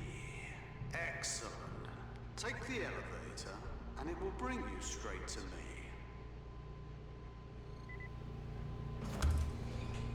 To anyone who can hear this, your situation is quickly deteriorating. I've killed so many I can no longer remember them all, but they were.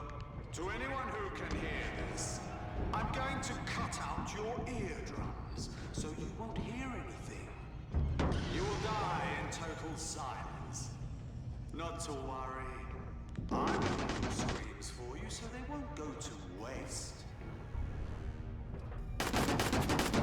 To anyone who can hear this, I was left behind by cowards, but I've survived by a...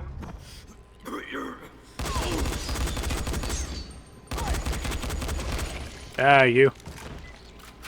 Troy, it's Crane. You alright? Yeah, some psycho's been luring people into the fan zone and hunting them. Must be 15 or 20 bodies down here. Is he dead? And dead as I can make them. Crane out.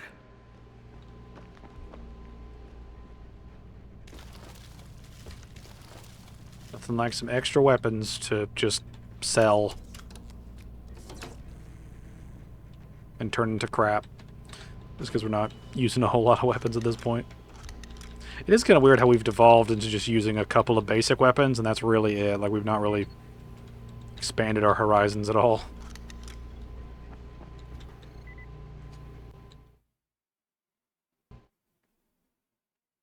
Well, another side quest down. Now we can get into the main stuff again. And I'm pretty sure we'll have a good little chunk of main stuff, because I don't remember that many side quests popping up for this next sort of bit.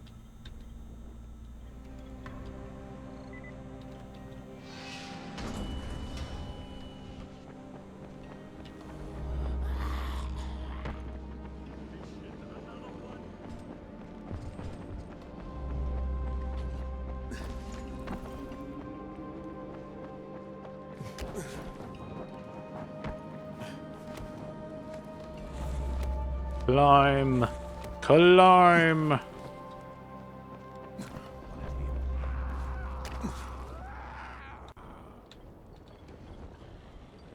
Alright, I'm gonna get rid of these two. Because the camo one looks cool. It's also purple. And purple looks cool. It's better than average stuff. Alright. What do we need now? Let's see.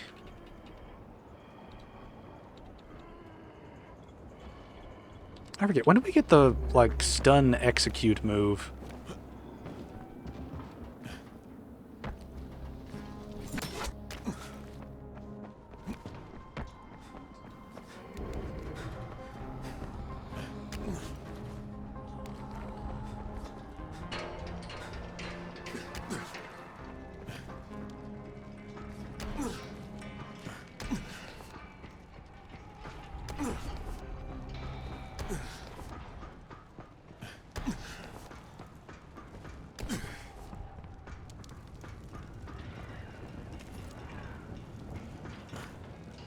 Alright, now begins the real shit.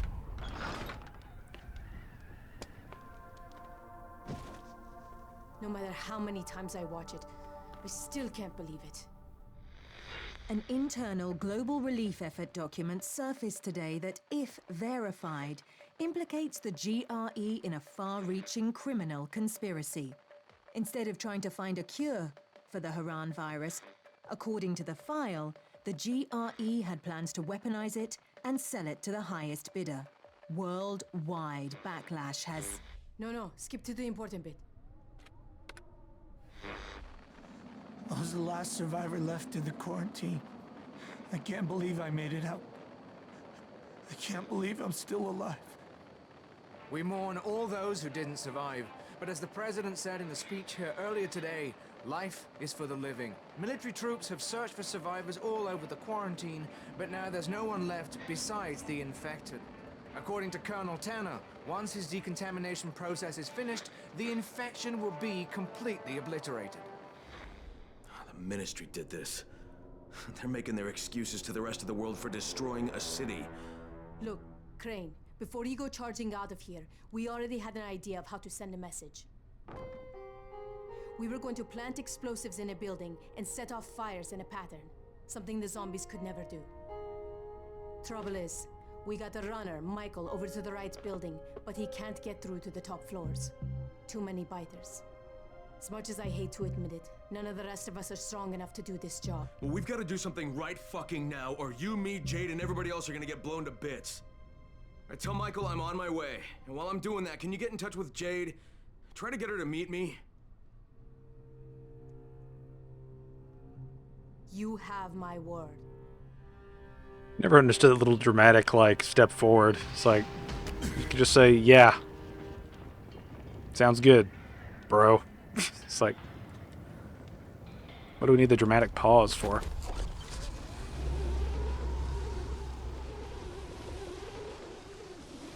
We saw a flare nearby. I'll bet someone ran into a group of bandits.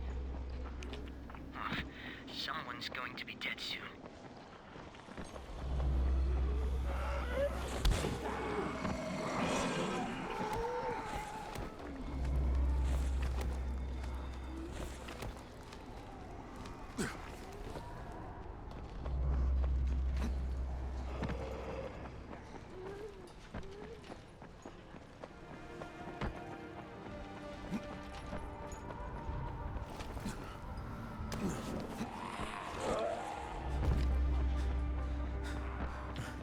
Going to meet Michael in the sewers.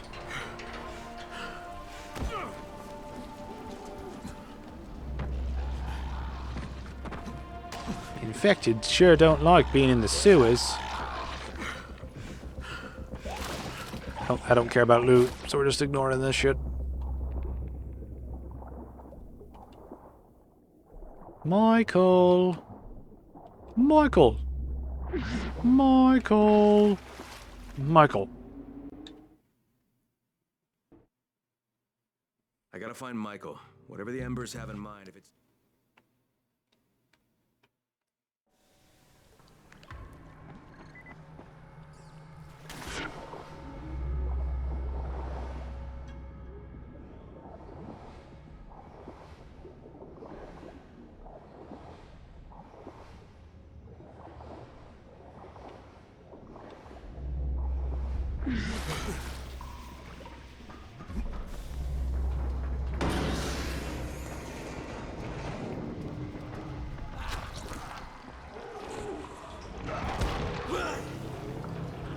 Will you just hurry up and explode already?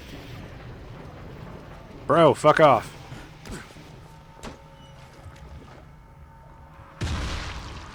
Ugh. I hate how they follow you sometimes. Just like, just go away. Leave me be. Oh, shit. No. Not now.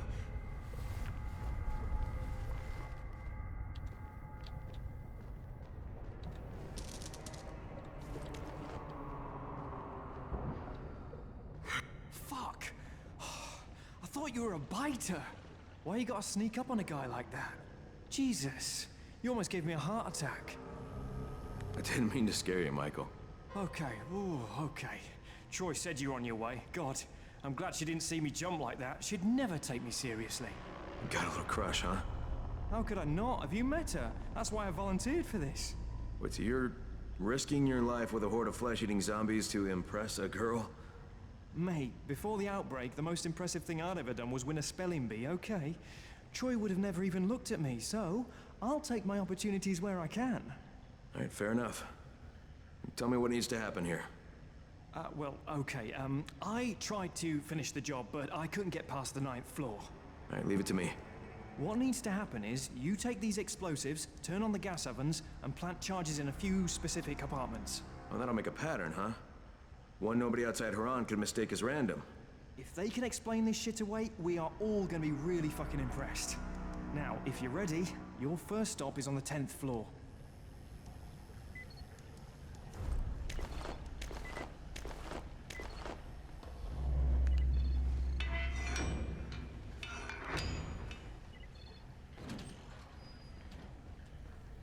Actually, now I think about it, I probably should.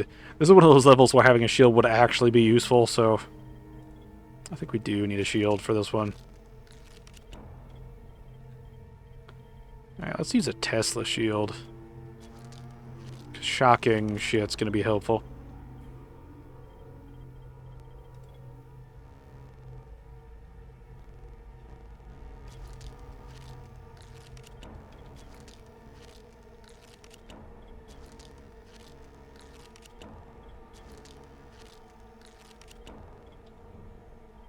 Right, what are we getting rid of? Don't need that. Actually, I need to put the shield on. Let's get rid of firecrackers.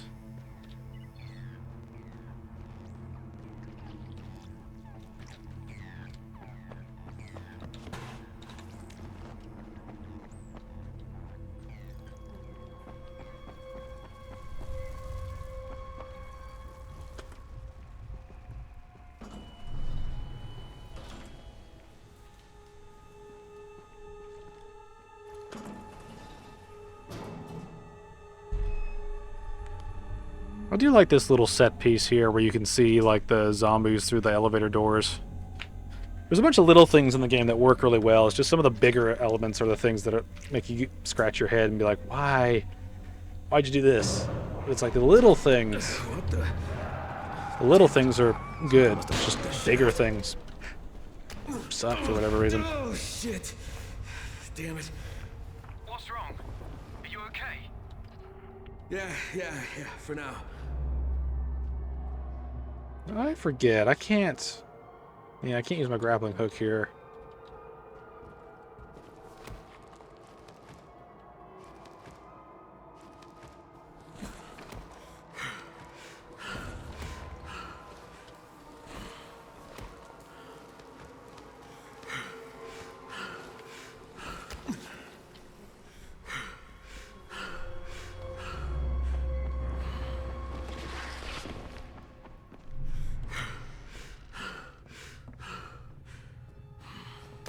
Michael, I'm on the 10th floor.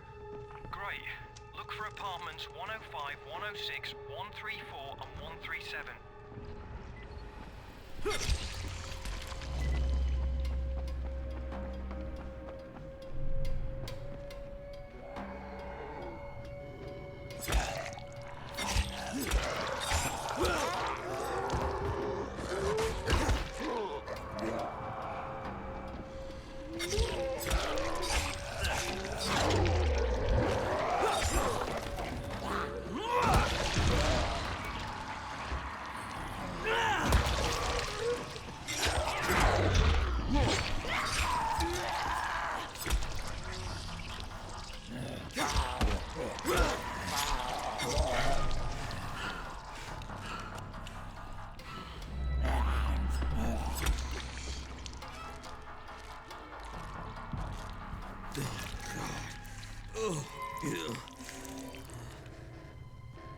Stealth never hurts.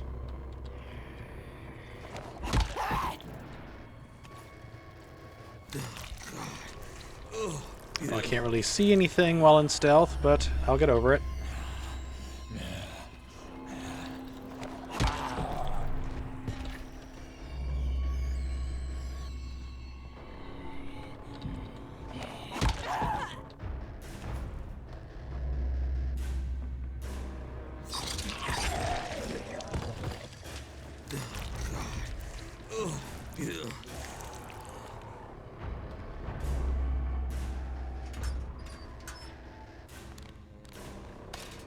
Okay, I'm done with the first apartment. Good work. Get to the next one.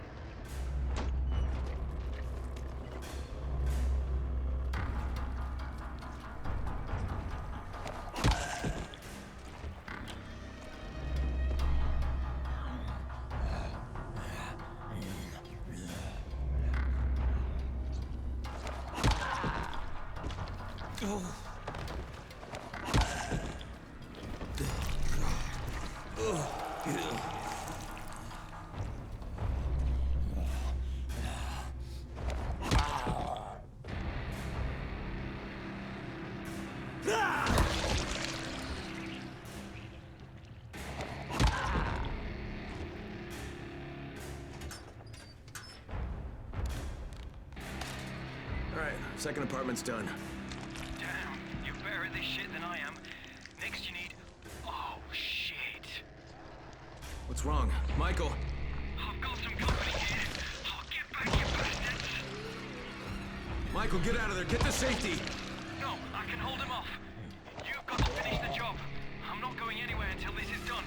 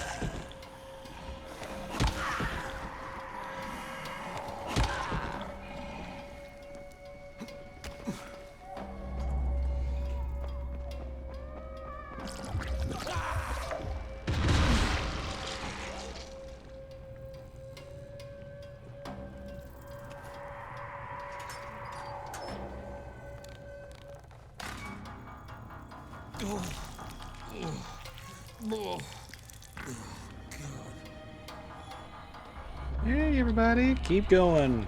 Keep going about your patrols. There's all kinds of flesh to be had around here. All kinds.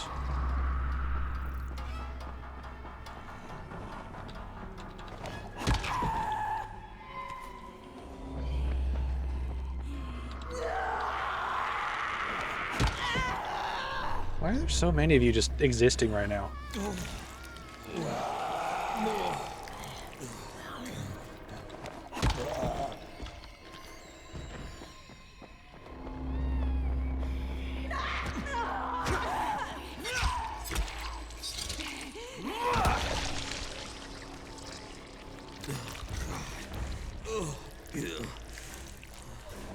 I wonder if we'll be able to see this cutscene, like through the effect going on right now. Oh yeah. Is that a child crying?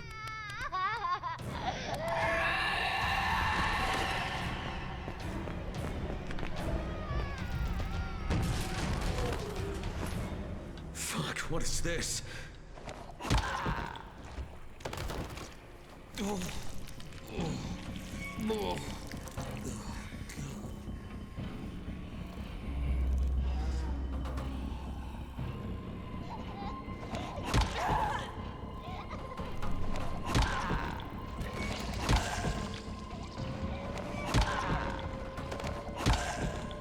One of my favorite ways to deal with these little shits. Blow them up. Little bastard had it coming.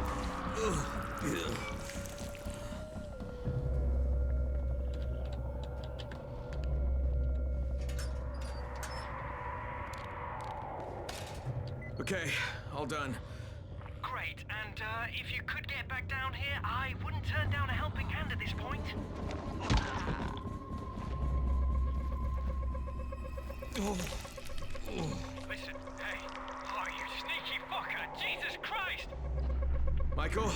Listen, if I don't make it, you have to get off me! Grab the detonator! Get the hell out of here and blow this place! Michael, get the fuck out of there and head back to Troy, right now. Just leave the detonator. Michael! Michael! Shit.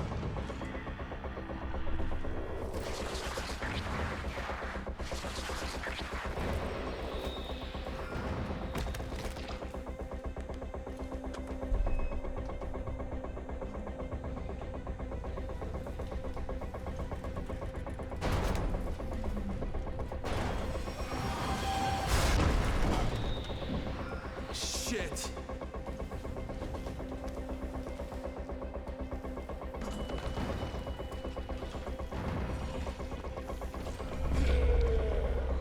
Later.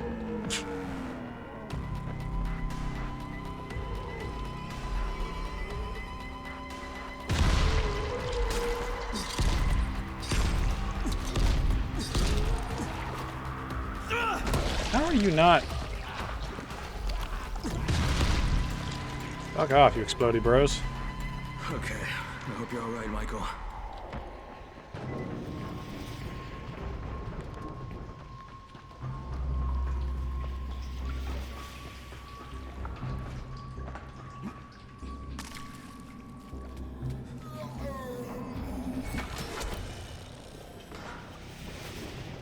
The power of technology.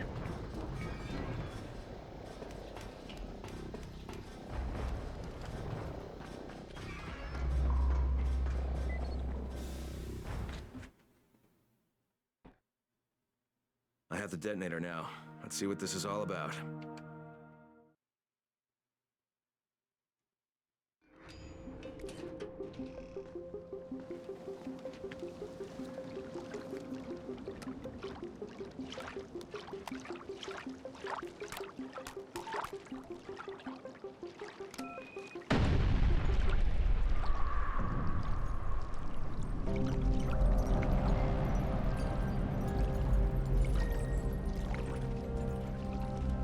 Crane, we see it! Great job! Thanks, I hope it's enough. You had any contact with Jade? Crane! Jade, is that you? Crane, I heard what you did. I see what you did. So, do you believe me now that I'm on your side?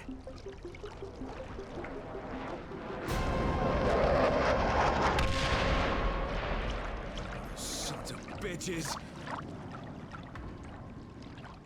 Fuck, Crane. If you're really on our side, you've got to contact the GRE. They must stop the Ministry from bombing the city. Look, I know, but I lost my one and only way to reach him. Guys, listen. Savvy's figured out a way to break through the jamming. He just needs your help to do it. Okay, Jade, you heard that? We have to meet. Yeah. All right. Meet me in that red building on Emerald Canal. We'll go from there. And Crane, be careful. The infected here are even more ferocious than the ones in the slums. Right. Wow, I ran past it. Sweet. Wait, no, I didn't. What the fuck? What's with these objectives?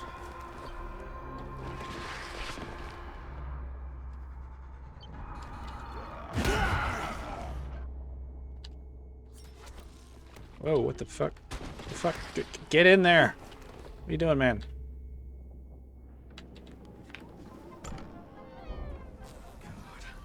Jade! Jade!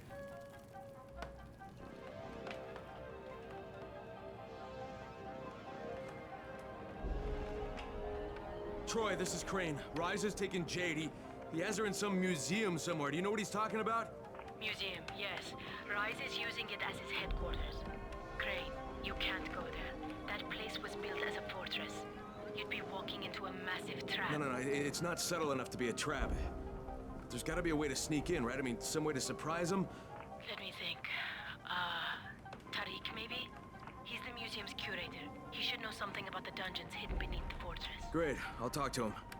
Alright, there's a building with a rooftop garden. You'll find Tariq there. And listen, if you get the chance, find yourself some new weapons. You'll need them. Alright. Sounds good. Alright. Alright, now that we've got the next stage of this area sort of set up, I think we might go turn in this drop and then call it a day. It's been a good recording. Made some decent progress, got some good rants in. Nearly died a few times. Did die once. It's been an eventful recording, which I guess is good. You don't want a boring recording, but sometimes that just happens because I'm not the type of guy just to make up things to overreact to. I hate that when people play games and they overreact to everything. It's really annoying. It cheapens the reactions that you would genuinely have when someone just goes, "Whoa, it's crazy, whoa!" Like every time a jump scare happens in a horror game with like 6 million jump scares in it. It's like eventually you just gotta become numb to it. There is a cutoff point.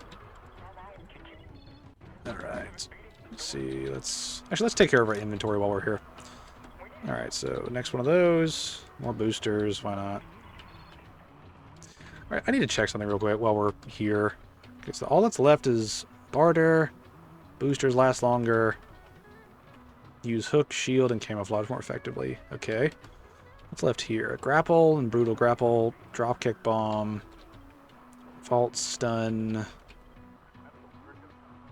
another stun, better tackle, backlash, jump, run, and climb without getting tired. Alright. Stun kill. Okay, that's the thing I'm looking for. I was wondering what skill it was in. I had forgotten. Alright, multi-throw. Blast. Doubles damage up with... Oh, I need that. I need these points. I need this whole... Why did I not do these top things? Damn. Melee throw, power attack, windmill, whirlwinds. Alright, so those things are all set up. Already did that. Let's sell some junk off. Alright, let's... I'm trying to keep one of each sort of type of weapon, if that makes sense.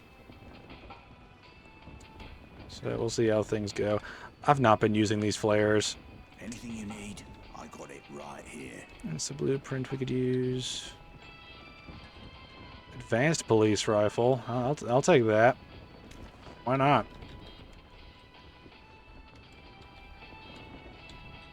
Alright, goodbye, camo. This isn't your average everyday police brutality. This is advanced police brutality. I couldn't resist. Anything you need, I got it See. right here. Alright, let me reload this. Just because I'm anal retentive like that and need things to be marginally perfect enough.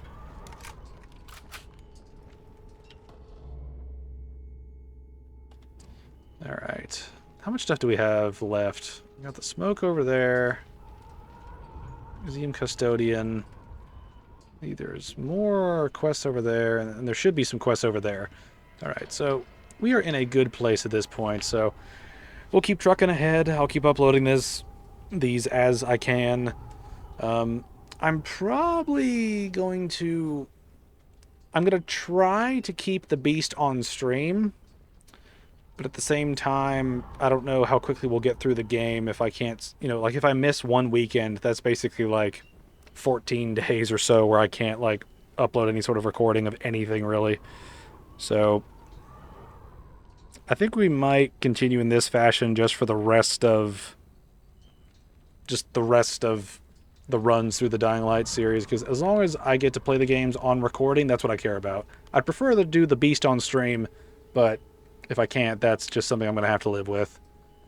But, anyway, that's all the time I have for today, so thank you all for watching the re-upload, or the upload, and I will hopefully see you guys next time.